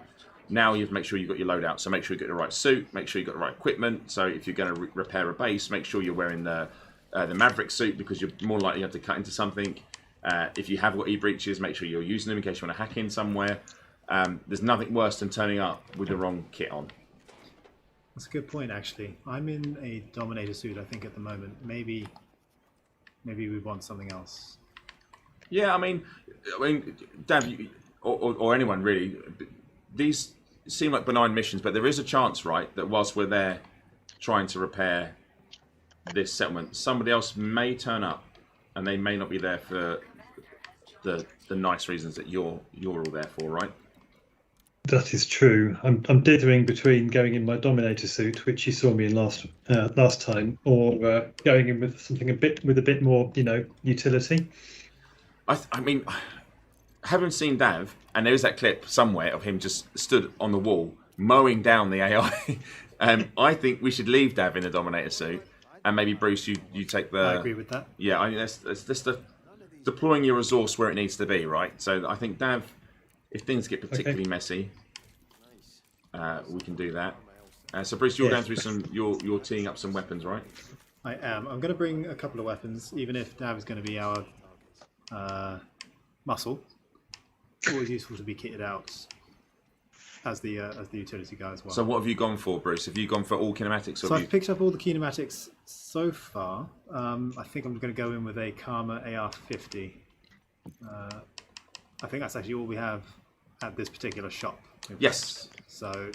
And that's another thing to remember, like in the alpha, everything was everywhere. So now you're in the live game in Odyssey, not all markets have the same thing. Sam Marsh alluded to that some markets will have not pre-engineered, but pre-upgraded suits. So they are rare things you can find in different markets based on the background sim, right, Derek? Yeah, the premium stock, as we sort of like to call it internally, it's on a refresh. So that stock will change as time goes on. I think it's every, I'm not sure, however frequently it might update. It's a server thing. But it basically will update and it will refresh the stock. And depending on how powerful that stock is, it's got different weightings and chances. So you're more likely to find something that's at grade 2 with maybe 1 engineer mod than you are likely to find something at grade 5 with all 4 mods filled in already. And the price will scale dependent on that as well. And there'll also be a limited stock. So if you see something and you're like, that is an awesome suit with really cool mods inside it, buy it up, because someone else might buy them up and then you won't get it. There we go. So it's a lot. I mean, I did sort of compile the changelog. I say yesterday, but it was a good way through the night and then into the morning before the changelog went. And there's a lot of stuff in there. And one of the things that was on there, and we haven't spoken about really, and I guess might come into account in this particular playthrough, is crime. Therein now, that crime's different. There's lots more aspects to crime now with Odyssey. Can you talk through some of this stuff? And bear in mind, chat, don't worry about if you don't get all of this. There's a post on our forums now that details the stuff that Darren will be speaking about around BGS and crime. So don't worry, Darren can just talk about some stuff. So don't worry if you miss it all off, Darren. But go for it. Yeah, so with... Oh, I can't remember what the update was. I think it was 3.0. The crime system was changed, which basically moved crimes off of accounts and onto ships. And there was a lot of benefits that came with that. And with Odyssey, we've moved them back onto accounts. And the reason for that is because now you exist outside of your ship, and you are a person that is wanted. So what that affords us is the ability to be wanted on foot as a person. And then when you get inside your ship, we are actually maintaining the hot ship system that we introduced with Beyond. So that way, if you commit crimes in your ship becomes hot, and your crimes are associated with that ship. But if you commit crimes on foot and you get inside a clean ship, you are clean unless someone uses a kill warrant scanner to identify you as the person that's wanted in that clean ship, and that will make the ship hot. So there's lots of cool different aspects to that, which we can then make use of. You can get out of a hot ship and then switch into a clean one, and then you're not going to be picked up until you get hit by a kill or a scanner. Yeah. Or if you commit loads of crimes in your ship, that crime sticks to you. If you then get out on foot, you're still wanted because you're the person that committed the crimes. So that stuff's all really, really cool because we've got that extra dimension of being able to go on foot. And now when you go to a detention center and pay for your dastardly deeds, we have an impounding system for your hot ships. So when you have lots of hot ships that you've stowed away and you think they're all safe because you're not flying them, your hot ships, when you get put into a detention center, are impounded at their locations. So you'll pay a release fee in order to access your hot ships. So we're not going to have these safe flying around and switching between loads of ships. It's dangerous to keep committing loads of crimes with all of your ships. Yeah. So that's a really cool thing that we've sort of really pushed in to get lots more immersion inside that. That's super cool. And as I was hearing you talk about it and talk about swapping ships and stuff, I'm fairly confident at some point you were in the Mafia, Darren, because you were just like, oh yeah, when you just get our ship and swap into another ship, to avoid. And you're like, oh, Darren seems to know what he's talking about here. I'm just a bit worried. Okay, thank you very much. But said, check the forum post. There will be a post about BGS and crime that's gone live now. Thank you, Paul, for doing that. Also, shout out to the mods in chat that are working very, very hard. And Paul, who's behind the scenes, he's not in the studio with us today, but Paul is behind the scenes working very, very hard to make all this stuff work and happen. So, Bruce, where are we at? Talk me through it. Well, I have Dav in here with me on the ship. Darren, are you nearby or? I looked away so I could answer some questions. So I go to the hangar and No worries, we'll keep the engine warm for you. Yeah, your ship's not available for me to select in the hangar. Oh, so okay. I think that's just not instancing with you guys. Okay. No worries. Might just be my internet connection. All right. Well, let's get press cracking, ahead. and then let's see what we can get to. Obviously, Darren, feel free if you want to try and head to. I can't remember where we are now. Frigaha. If you pop it in a if you pop a beacon or you pop it in a message, I can follow, and maybe I'll instance with you when you get to the planet.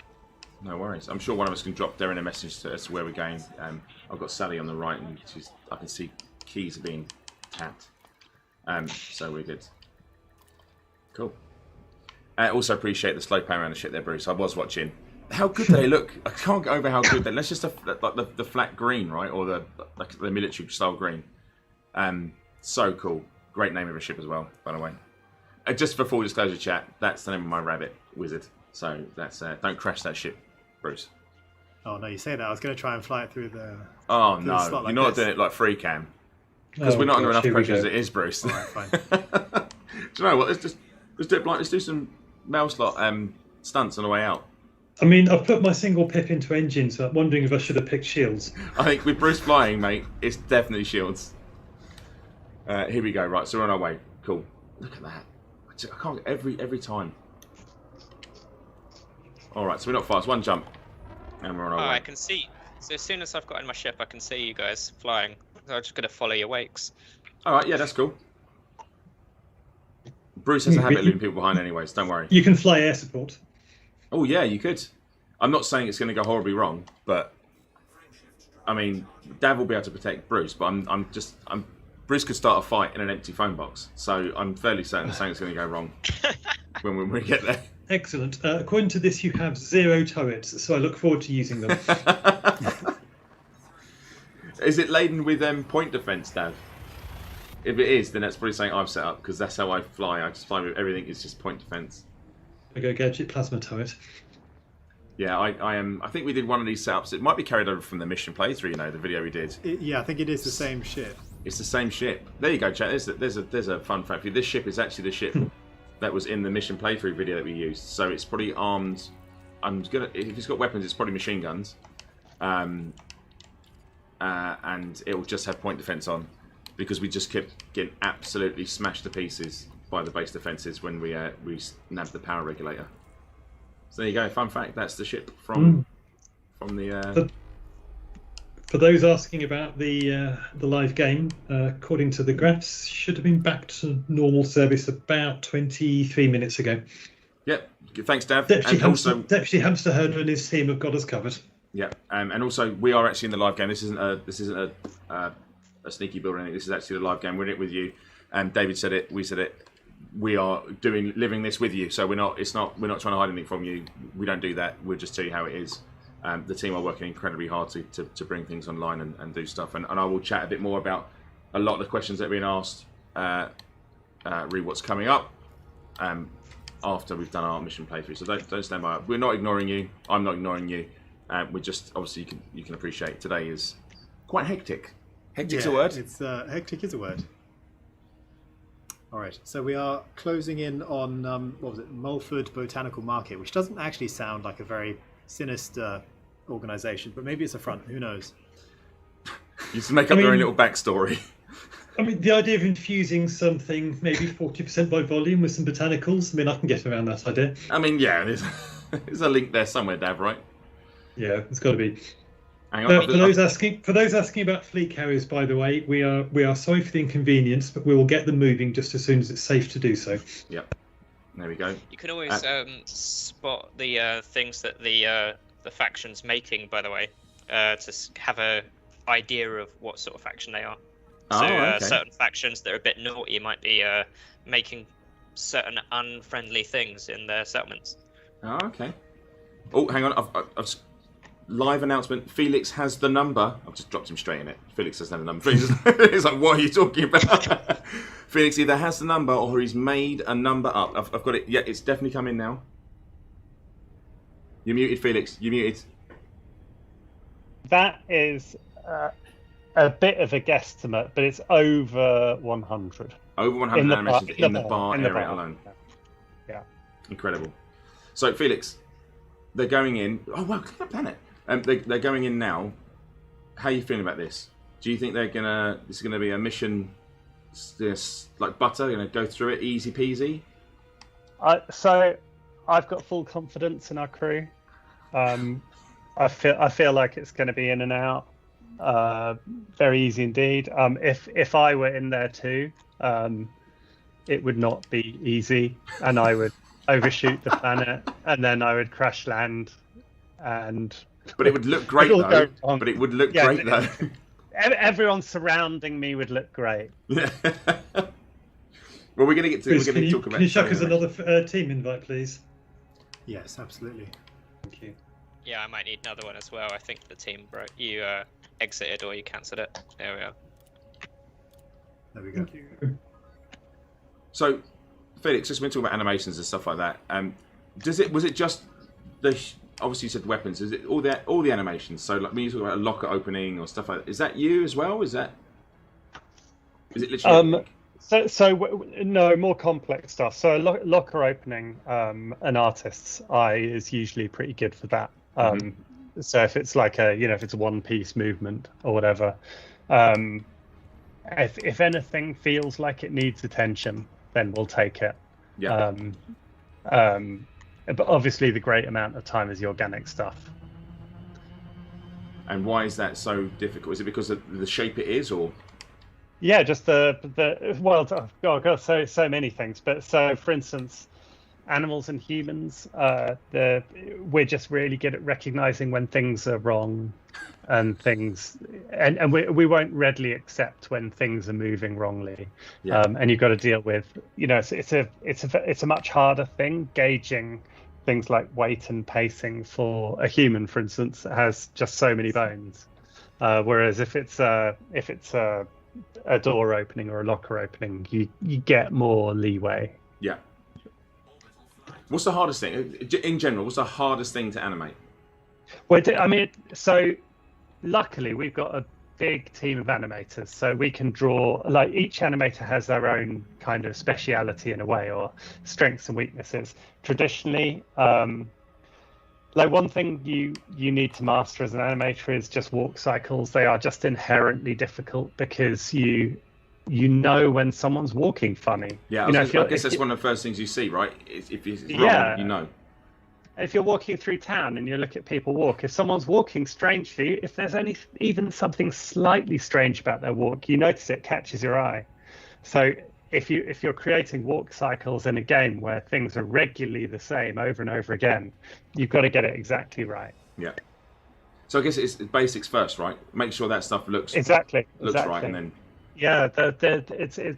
it's why as an animator the first thing you learn as a student animator is a bouncing ball, and then you work out, you add a chain off that so you can get overlap and swaying actions and things, and then you work up to a more complex thing, and then you're doing walk cycles, and then you're doing acting, which might have it might combine everything. You might be walking whilst talking to someone over your shoulder whilst holding a sandwich in your hand, or it's that kind of thing. Wow, that's a really cool insight actually into the path of becoming an animator and stuff like that. So that's really cool to know. Okay, looks like we're close, Bruce. We are getting close. We are closing in on the botanical market. So yeah, mission objectives are bring the place back online and put out any fires. Okay. So easy peasy. Had me at fires. So I feel like a botanical market's going to be like quite a safe mission, isn't it? Really? Botanics. It's Bruce, so it should be safe. But we'll see. We'll see. I'm not convinced. I mean, it's going to be empty, right? So you'll be okay for a little while. Hostile. It's a flower shopping, isn't it?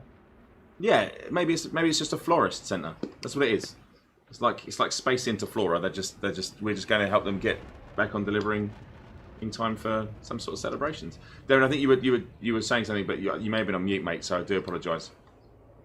Oh no, I was just I think the example of that Felix was giving with his animation was weirdly specific. I think it was something like this is how I became an animator. Yeah. Felix, how did you become an animator? I quite like what was the journey? Yeah, that was it. I was eating a sandwich, chatting to someone. It's my bugbear animation. Right, so that's what we've got to ask Felix to animate next. Sandwiches. People eating sandwiches. Okay, right. So we're getting close. Yep. Orbital cruise now. I'll be gliding in behind you. Okay, nice.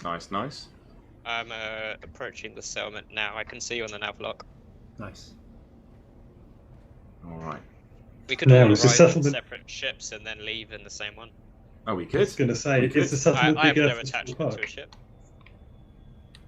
I think if you just park outside, Bruce, somewhere. I mean, I'd say covertly, but you're in a giant green ship, so I don't think you'd be that. But there's no one here. It's empty. You're safe. You're absolutely safe. They're all gonna die. It's like the start of a horror movie, isn't it? So you're gonna enter an abandoned base. Just a routine mission. Yeah. Yeah. I'm sure what we're doing is entirely wise. 3 average Joes just going to fix a base. So I noticed we actually already have clearance for this base. Up to level 3. Quick landing there. Dev just skimming the ground. Boing. So there's only one landing pad. Who wants it first? I think Bruce is parked outside the base. Landing on the outside. Yeah. All right, in that case, I'll go and park. I've got the auto land. The auto landing is great. That is such a nice little thing. Doing a better job than I am. It's I remember when we did the mission playthrough, and we noticed it for the first time then, and Bruce and I looked at it and we were like, "Is this a thing now?" And we're like, "I don't want to say it is. Maybe it's just for the build." And no, it's a thing. And we were like, "Yes!" All right. Bruce is there. He's just mooching about in a minute. What suit is everyone in? I'm wondering if we want to all have a different suit each. That might be fun. Bruce, what suit you in? I'm in the Dominator because I forgot to change. I'm wearing the Mavericks suit. Okay, I can get into an Artemis suit. I have no problem with that. It's my backpack. Yep, made sure I've packed both medikit and energy cell. Really should have done something with the paint job on this courier before bringing it out today. It's used. That might be why we booped. It's 1.4 Gs. It's quite a pull, isn't it? Right. So not, Yeah, I feel You're not heavy. jumping very far there, are you? very far. Boing. I am now Crunch. no longer regretting picking the Artemis suit. All right. I mean, that's a bit It's my ominous. favourite suit for There sneaking are as well, lots of dead because people. Not Sure, it'll be guilty. fine. Wasn't me. Sure, Don't it'll before be we fine, do it. Bruce. Can't prove anything. If they were alive, Yeah. they wouldn't need us to turn the settlement back It's on. a good point. It's a fair point. I mean, it's a fair point. Darren once again with the glasses half full. All right. Would we like to meet up, or I'm outside the power building? Okay. Boing. Up. Can we get in the door, or do we need to go and hack the doorway? I think the door Whoever's got the is- Maverick suit can probably cut it open. Maybe Bruce. Bruce Bruce is pressing every button that is not. There it is.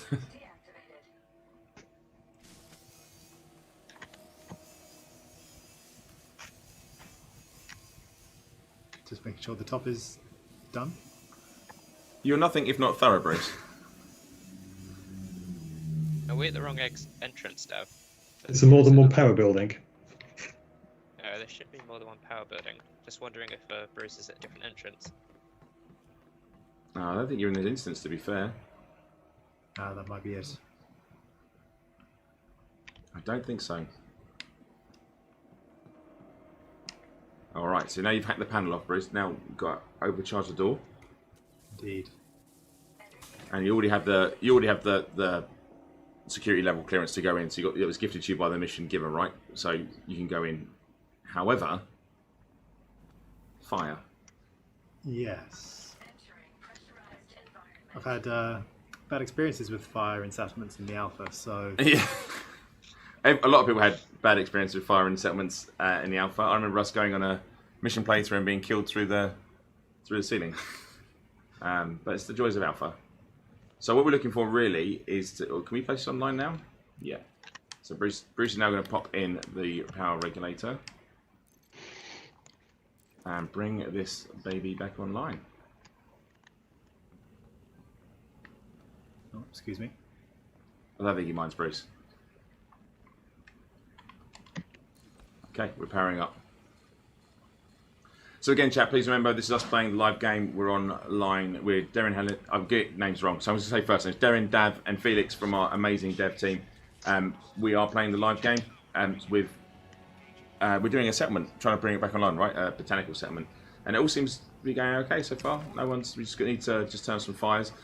You're watching, your Twitch drops are enabled, so please remember to claim your Twitch drop as it comes in. Because you won't progress on to the next drop. There are 8 rewards, or there have been 8 rewards across the show, across 7 different drops. So that's everything we've ever given away is on this show. We've also mentioned there's a competition running on our socials with our good friends at Overclockers, where you can win one of 3 amazing PC setups. The first prize is an entire gaming rig setup. So you've got the PC, the monitor, the mouse, the keyboard, the gaming chair. It's incredible. And the other 2 are also incredible, but it's not the full set, but it is these amazing rigs, gaming rigs that you can win. And we've also mentioned today on stream, you can also have a chance to win this signed by David Brabham himself, Terrarium, Odyssey Terrarium kit from Vista Genomics. And all you need to do to be in with a chance of winning that is literally go to our pinned tweet, our launch tweet, quote tweet it with the name of the planet, or with the name you would give the planet you discovered in the universe, and hashtag Elite Dangerous Odyssey. So that will follow us up on our socials afterwards, but just so it's in there. Darren's spoken about evolution of the crime system, criminality system. It's a better word, isn't it? Criminality system. I'm going to go with criminality. And the BGS, and there's also a post on our forums, you can check that out as well. And then stay tuned, because I have some more news about what's coming with Odyssey, which launched late last night. Where are we at to, Bruce? So we powered up the building. Yep. And now we've found the O2. I don't know what you'd call this machine. The ventilation, the pressurization box. The atmospheric processor is what I think you're looking for there, Bruce. And we've turned it off. All right, good. Okay. which starves the fire oxygen, right? So Right. fire now should be out. Fire is out. Fire is down. Indeed. And now we can turn it back on. Yeah. Oh, I'm getting in trouble for being there now. Okay. I suppose now that it's online properly as it should be. Security's Okay, back cool. up. So that's one building done. So we've got another building to sort out, and then jobs are good, I think. Well, I don't want to worry you or anything at all, Bruce, but have you looked at your power? Oh, blimey. Now that you mention it. It's not very high, is it? No. It's about as high as my IQ. So I would probably go and see if you can charge that up somewhere, Bruce. IQ's a bit harsh. Shoe size, maybe. Change your batteries. Oh yes, have you got any consumables on you? Yes. Sorry, forgive me. Oh, There it is. It's that button. So I do have energy cells to top myself up. Cool. I bought a couple before heading out. Smart. Right. I'm worried that I can see Dav has already lost some health, and I'm not sure if that's because he crashed or jumped off somewhere, but who knows? Happens. All right, so we're finding the atmospheric process for this building, Bruce. Yeah, this building's definitely also on fire. Just wanted to confirm. I remember there were some people in the alpha that were going around and they couldn't figure out which settlements they had, or which buildings they had put the fires out in, and it's quite funny because you could just not turn the atmosphere back on. Yeah. And then you'll notice if you put the fires out, because as soon as you walk in, your helmet will pop on. See, Dev with a big brain. See, just Or your always helmet just. Your helmet won't pop off, should I say? There you go. So Bruce is now doing. I did do that for the first building. I left the O2 off because I wasn't paid to turn that back on. I'm just here to put the fires out, and that's it. Sticking strictly to the contract. Dav and I have some company outside. I was going to ask. I heard shooting. Oh, we're in the wrong instance. They've got all the action. Yeah, but you've got the power regulator, which makes it a bit harder for the power to up. Right. That's a good point. Are there more Why are fires? you shooting at? There should be one more building, I'd imagine, Bruce, because it's got on the top right hand there. Maybe the hab. A little glow going from in there, isn't there? Yes, there's fire in there.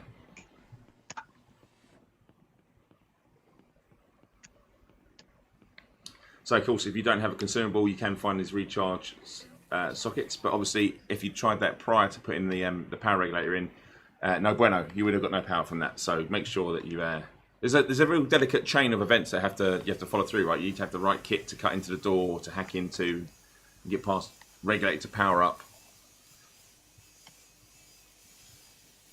Oh yeah, personal shield generator. That's the thing. Let's turn that on. Oh yeah, that's the one thing I learned very quickly in the alpha is do not engage in firefights without a shield. It's a very quick way to end your firefight. All right. Also, using the personal analyzer on the bodies and pick up extra crimes that might be logged on them. There we go. See, I just need to change the mode, right? Oh no, you just got to scan it, right, to get the bounty. You don't need to do it in the clone. Yep. So there's a clone mode if you want to steal their identity as such. Definitely don't want to steal the identity of the guy that's got the crime on him. Right, I think we patched this Leave place up the pretty good. settlement. There we go. I think we knew that you might have struggled, Bruce, so we gave you a nice easy one. But there's still time to do another mission. All right.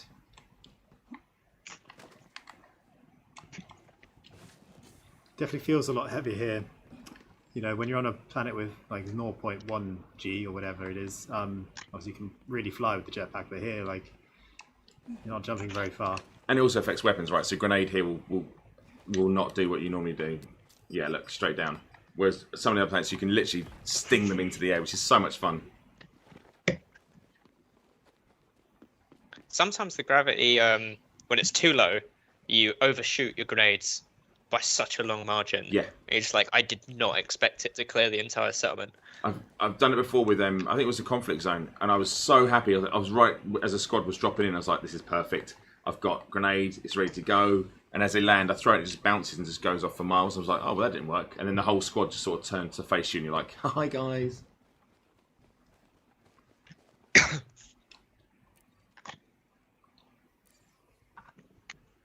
Felix, one of the things I want to ask you about in terms of animation, obviously in Odyssey there's a lot of walking around on foot, and there's a lot of people stood taking amazing pictures, and quite frankly we've already seen some stunning ones. How difficult is it to model the physical body on different terrain types? So like obviously when you stood on a rock, like one knee up, one front foot down, how hard is that to do, bearing in mind how many different shapes and compositions of scatter there is on different planets? Is that something that's it's a pain, or is that an algorithm that sort of goes into the animation? God, that's really annoying. You went all robot with the sort of important detail of there. So sorry. So I will repeat. I still think robotic? it's my Oh my dodgy good. connection. No, I can hear you now. Okay. How hard is it to animate the human body in Odyssey with the amount of different objects they can stand on or interact with, like putting feet up on rocks and stuff like that? Yes. So I'm glad you mentioned that, because it gives me an opportunity to say or give a sort of shout out to the coders who deal with that stuff. So we've got a really very clever IK system running underneath the animation. Okay. And it's been an IK system that has been worked on for multiple games. And we've, it's taken a bit of adjusting and honing for Odyssey, which obviously deals with bipeds, and a lot of our other previous games have been quadrupeds and things. But it's really cool. It's at the point where you can pretty much walk over surfaces, and it does something intelligent with not just the feet, but it moves through the skeleton, so it'll adjust your hips, and if you're going upstairs, will do different things with your feet and things like that. It's all it's really good. So we actually, as animators, just have to do the base locomotion, and then we have to make sure that the IK works nicely in conjunction with that. I have to say, it's one of the things I noticed almost straight away, even in the alpha, like just how good it looked when I was stood on a rock or just looking out at a vista and stuff like that, and even little things like just walking upstairs and etc. And it's so cool, and I'm really excited to see sort of the machinima creations that our community come up with, because the animations are so good that it just encourages that sort of thing from our community. So I can't wait to see the videos. There's always been some great ones in Elite. I think this will just take it to the next level. Yeah. Well, I mean, if you put your foot on a rock, right, that's an opportunity to be majestic, right? But it could so easily go the other way if it didn't work. Like, have you been watching me, Felix? In my mind, I think I look majestic. Yeah, well, that's how I wake up in the morning. I get my coffee, put my foot on a rock. You've got to get that right. Felix, do you live in a castle?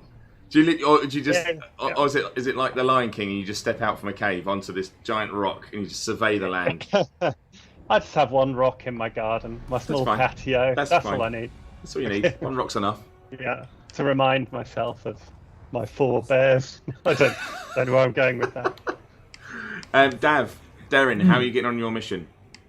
Did you kill everyone? You couldn't obviously complete the mission, but well, we defeated the criminals that came to join in, and thanks to Darren's top tip, I did indeed scan them to claim the bounties. Money. Yeah. Good. Following Darren's super cruise right now. Yeah. Say again, Darren. I missed that last part. Sorry. Following Davin's super cruise right now. Okay, cool. All right, are we heading to another mission, Bruce? What are we up to? What's that? So yeah, as we have time for another mission, I thought we would shake things up. All of the other missions were similar in theme, sort of repair and reactivate, that kind of thing, minus the covert one. I thought maybe this would be a chance for Darren to flex his space ninja muscles that he alluded to earlier. So how do we feel about heading over to Planetary 2 to do that one? Is that in system? Different star system. Okay, cool. In a word, frameshift drive charging. All right, Dav's on his way. I have full confidence in everybody here apart from you, Bruce. And I know chat thinks I'm giving Bruce a hard time. I'm not. I've seen Bruce play. He will mess this up for everyone. I guarantee you, he will do the wrong thing. He'll point a gun at someone he shouldn't. It's going to happen. I'm foreseeing it already, Bruce. I want you to prove me wrong. I'm going to say I believe in you in this one. I believe that I've set a challenge, and there's one thing you love is a challenge. I think Such you a can do great this. pep talk. It's so encouraging. That's what I do. I just bring you up every day, Bruce. That's all I do. All right. I'm going to make my way to Cho Horticultural. What's it with the flowers? Flower. There's a lot very of flower botanical stuff. Yeah, themed. very botanical theme. People need to eat. They do. They do need to eat. Okay. Bruce is just... Oh, okay, there we go. No worries. Is that someone's wing lock I can see in front of us? Or is that the mission? Ah, let's see that. Dad, you're there already, aren't you? No, I'm trying my best to follow accredited astronauts team signal. Oh, okay. Da-da-da.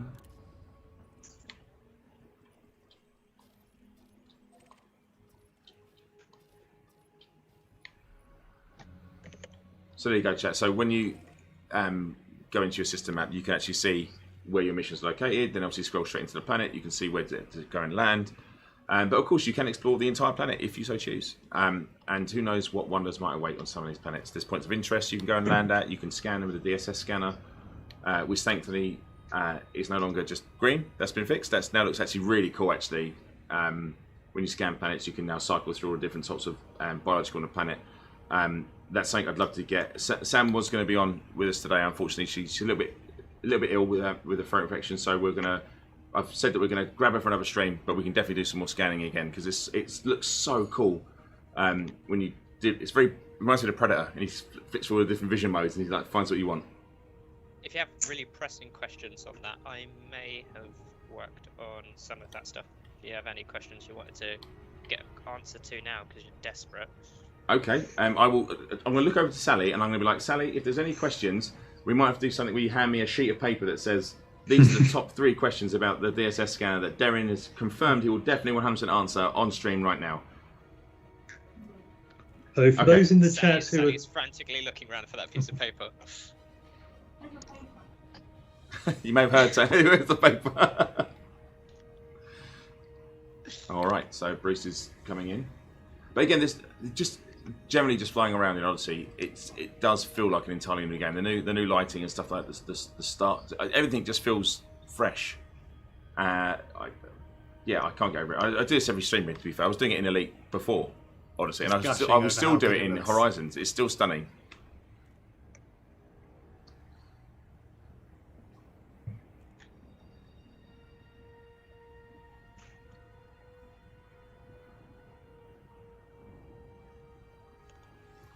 All right, closing in now.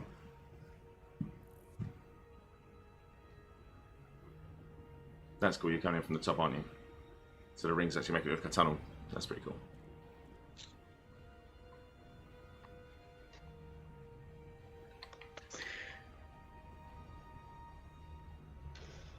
For those people having connection issues, by the way, if you want to help us help you, what we need is something called verbose netlogs. And if you look at our support website, that'll tell you how to find them. Tell our support ticket about it, attach the netlogs, and then we'll stand a much greater chance of working out exactly why you're not having a good experience. And if we are able to debug something from that, then that will be something we can fix for other people who undoubtedly are having something similar, but without necessarily being able to tell us about it.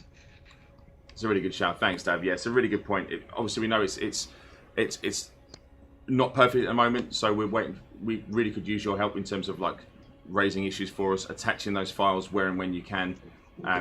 The more you do that, the faster our teams can work through the problems and get you back in the game and playing how you want to play. So thanks, Dave, for bringing up. It's a really good point. So something like an Sidewinder error, there are a great number of possible reasons why that could happen, which are not necessarily servers and networking related. Sometimes they are, sometimes they aren't.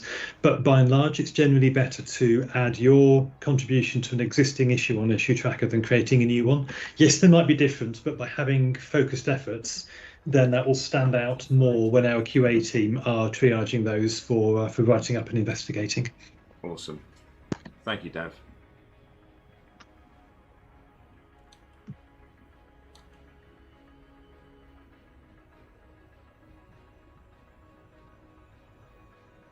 Where on Patrici 2 are we going, Bruce? We're looking for Cho Horticultural. Gotcha. Biosphere. This is incredible. I do love some of these names. It's a high metal content world. There we go. The names of a lot of these settlements are a nice little Easter egg for the dev team. So a lot of the devs, their names got submitted into a bucket, and anyone that wanted to put their name forward could put their name forward. And it wasn't just off of the elite team; it's the whole of Frontier. So a lot of the surnames that are in here are the surnames of devs and other members of the Frontier team across the company. That's really sweet. Which then all went into a great big name scrobbler for some people from the server team to use around the game. Because there are a lot of locations, right? And there's, I think I looked, it was like, how many settlements did we say were in yesterday? I can't remember what it was now. 113,000 more settlements went in. It's a lot of places to name. It's a couple. Alright, so this mission, to recap, Bruce, is espionage. So, stealth, Bruce. It means quiet. Well, that's good. I brought the plasma shotgun, so that'll Good. work. Yeah, that seems like the most stealthy option you could have gone for. So quiet. So if I come pressing tab, that's the same as quiet, right? Yeah, that'll do. It's about as quiet as Bruce is going to be. Yeah, if you want Career to be go really swoosh. quiet, if you want to be really quiet, just not fire any shots. I mean, there's a thought, Bruce. No shots fired. Can you do it without firing a single shot? I'll try my best.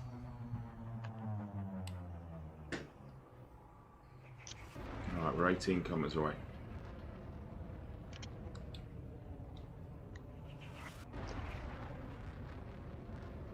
We were following you. How are you guys 18 kilometers away? Yeah. I'm 4 and Dav's about to land. I might we're all have here. dropped out of glide a little bit sooner. Oh, fair enough. Yeah, I also, still chat, think please it's- bear in mind, as much as I give Bruce a hard time, it is very hard to do several things at once, like chat on stream, check different technical things, whilst also playing a game. So if he does make a mistake, of course I'll rip him for it, but he is under quite a considerable amount of pressure. This is cool. It's a big old Dav settlement. Dav and I do have the benefit of playing without having lots and lots of people watching us. Bruce is fine. He'll handle it. He'll suck it up. He's a pro at this, isn't he, Bruce? Yeah. Well, there's the confidence. All right, let's get you I'm down not on the convinced we ground. have instance together.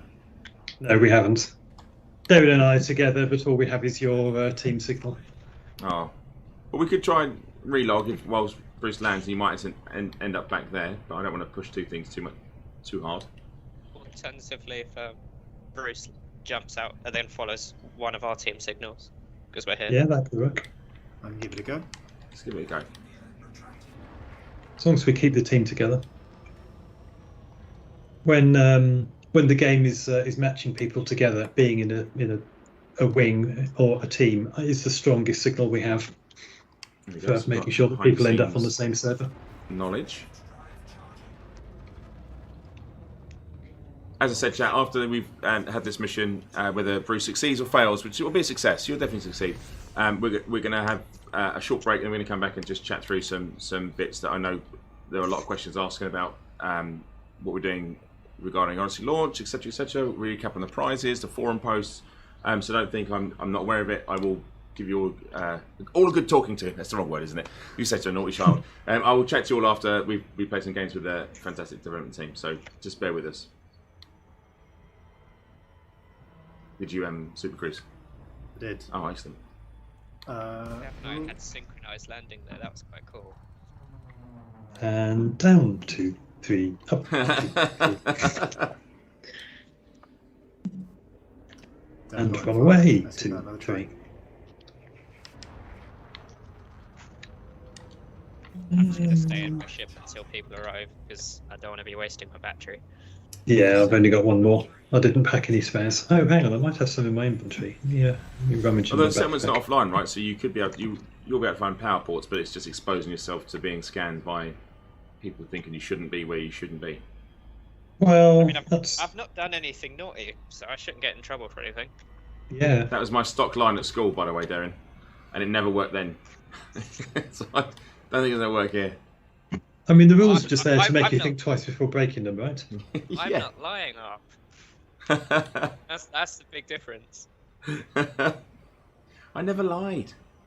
I just massaged the truth. You can't lie from the profile analyzer. No, you can't. The all-seeing eye.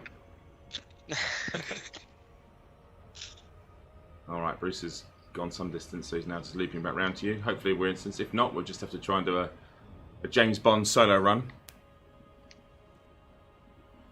No pressure, Bruce. None at all.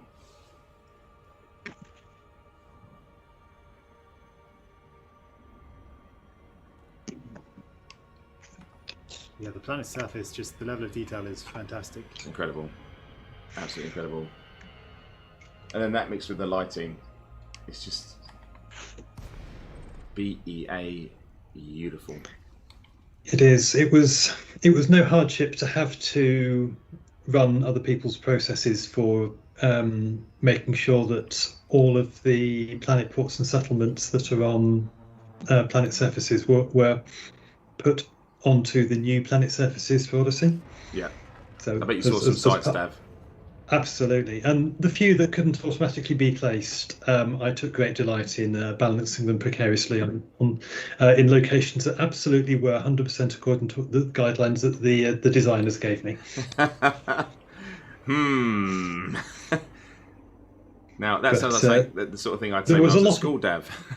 I know, but there was a lot of detail involved in that process. Like, do we want to place this settlement in an area with mountains, or in canyons, or in plains, or on the light side of it, or the dark side of the sun? Or there was a lot of different variables to consider, and the people who wrote the processes to go and place those 400,000 settlements did put quite a lot of thought into it. Yeah. I mean, I can't go. I mean, I always judge. I was saying this on previous streams, but I've seen the tutorial in so many different iterations, and it's an amazing. The tutorial is actually a really cool tutorial, but I've seen that in so many different iterations, and it's almost like the life cycle of Odyssey. So, like the last time I saw the tutorial, it looked fantastic, and I thought that was it. Until I played it yesterday, and I was like, they've moved the whole settlement, and the whole thing has moved. It's like a giant crater. This wasn't here before, but it's just incredible. It just looks stunning. Okay, Bruce, I think you might be solo. It seems that way. Yeah. Don't worry, we're rooting for you. Oh, we've had a crash. Never mind. Never mind. We can. Well, we skip back to us, I reckon. We'll call it there for the time being. And let us know when we back to us. Cool beans. All right, awesome. So, Dev, Darren, Felix, thank you so much for coming on. I really appreciate chatting to you guys all the time. I'd like to have you back on again, individual shows, just so we can chat to you in some more detail. But we'll let you get back to what you've got to do. I know everyone's really, really busy, but thank you so much for coming on. It's a real pleasure chatting to all of you. My pleasure. Awesome stuff. Pleasure. All right, so we're going to take a brief 5-minute break, and we'll be right back with you, chat. So give me 5:07.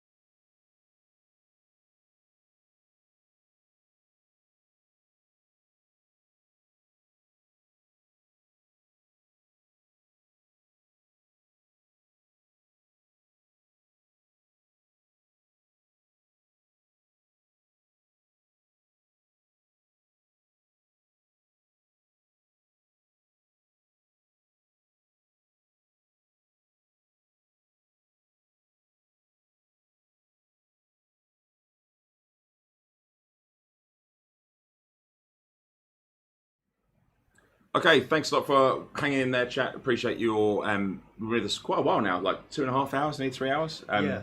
So we had a really fun stream.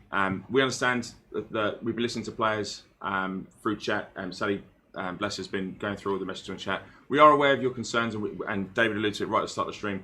It's challenges we're going through together. It's not ideal for us. We understand that, and we appreciate your patience and the amount of support you're giving us by putting tickets in. One of the things I've seen flash up on chat, as much as I have been looking, as much as I can do, is about optimization. We are aware it's an issue. We are looking into it, and as soon as we have some information on that, we'll get it out to you. Please bear in mind the game is less than 24 hours out in the wild, so please just give us some time to do some assessment and then get that out to you.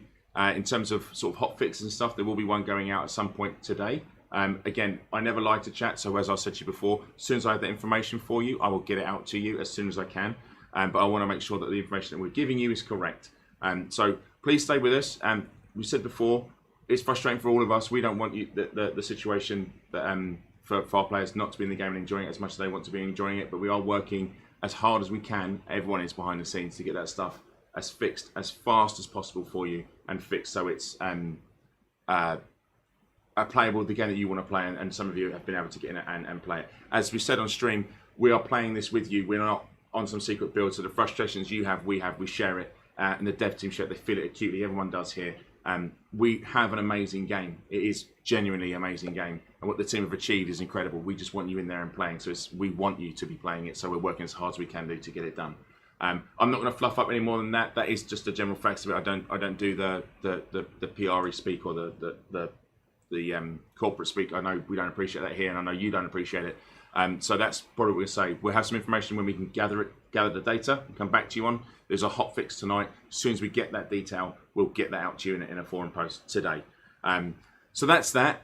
If you missed our stream, you missed me totally mess up the intro because I couldn't set up a microphone. So well done for missing that part. You had the amazing David come on, David Braben, that is. David, the amazing David, the magician. The amazing David, the magician, who came on and chatted to us about Elite Dangerous, his enjoyment of playing the game. He has some really lovely anecdotes about playing the game and a lot of stuff we chatted to off stream. But David, it's well watching that interview. It's a lot of stuff in there. We played some game.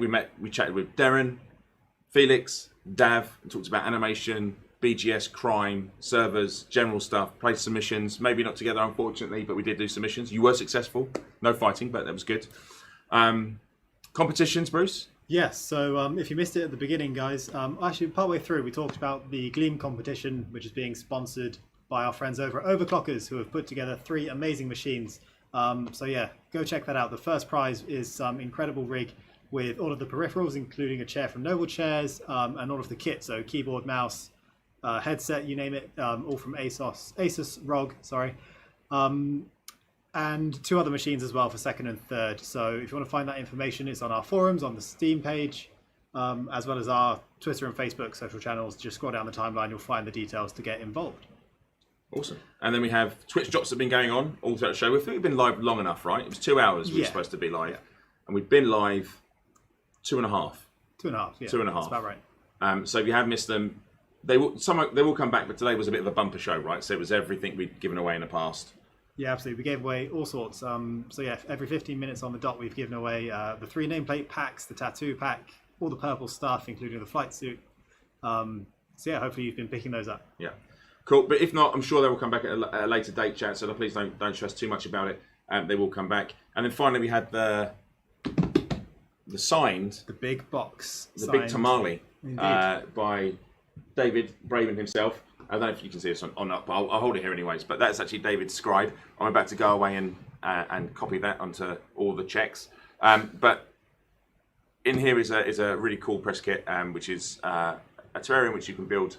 It has some live plants in it, so you need to get this won't hold on to it too long, and then we get them out to you. But they are, they're succulents and stuff, so they do survive. But I will open the lid. Don't worry. Yeah, these are very beautiful. You might have seen some being posted on stream by those who are lucky enough to get their hands on them already. But yeah, this one we're giving away. Just let us know what you would call a planet if you discovered it in the galaxy. Let us know with the hashtag Elite Dangerous Odyssey, and do that as a quote tweet to our pinned tweet on Twitter, celebrating the launch of Elite Dangerous Odyssey. Yeah, so that is a quote, the quote pinned tweet. No, quote tweet of the pinned tweet. I should have just left it as you said it, Bruce, shouldn't I? I got involved. That's what I do. I made it more complicated than it needed to be. You guys, you know what I mean. Yeah, quote our pinned tweet. That's and it. write the name of the planet you would. You would. I can't do it, chat. I can't. I can't. There's too many things. I think that about wraps it up, unless I've missed anything off. I think so. I think that's about I it. do, before we go, I do want to just give a shout out to young Zach and young Sally, who are behind the scenes. It's the first time back in the studio doing working from the office, and they've actually been superstars behind the scenes trying to get all this stuff working, because we haven't used it. I've dusted it off for months and months and months, so hence there were some problems. Thank you, Sally. Thank you, Zach. Thank you, Paul, who's working from home, doing lots of stuff behind the scenes you won't see or won't know of until later on today, but Paul's been working like an absolute trooper. Thanks, as always, to our mods for being there, and most importantly, thank you to all of our community. We hear you, we're listening to you, we're not ignoring you. We'll have some information as soon as we have it, but just give us some time to collate what we've got to do and investigate these issues, and then we'll come back to you. I've really enjoyed today's show. Thanks for joining us, and we'll see you next. Well, it's next week, isn't it? On Tuesday. We'll catch you next week on Tuesday for probably the next Super Cruise news, I imagine. Thank you so much for watching, guys. We'll catch you in the next one. Big 07. 07, everyone. Bye bye. See you later.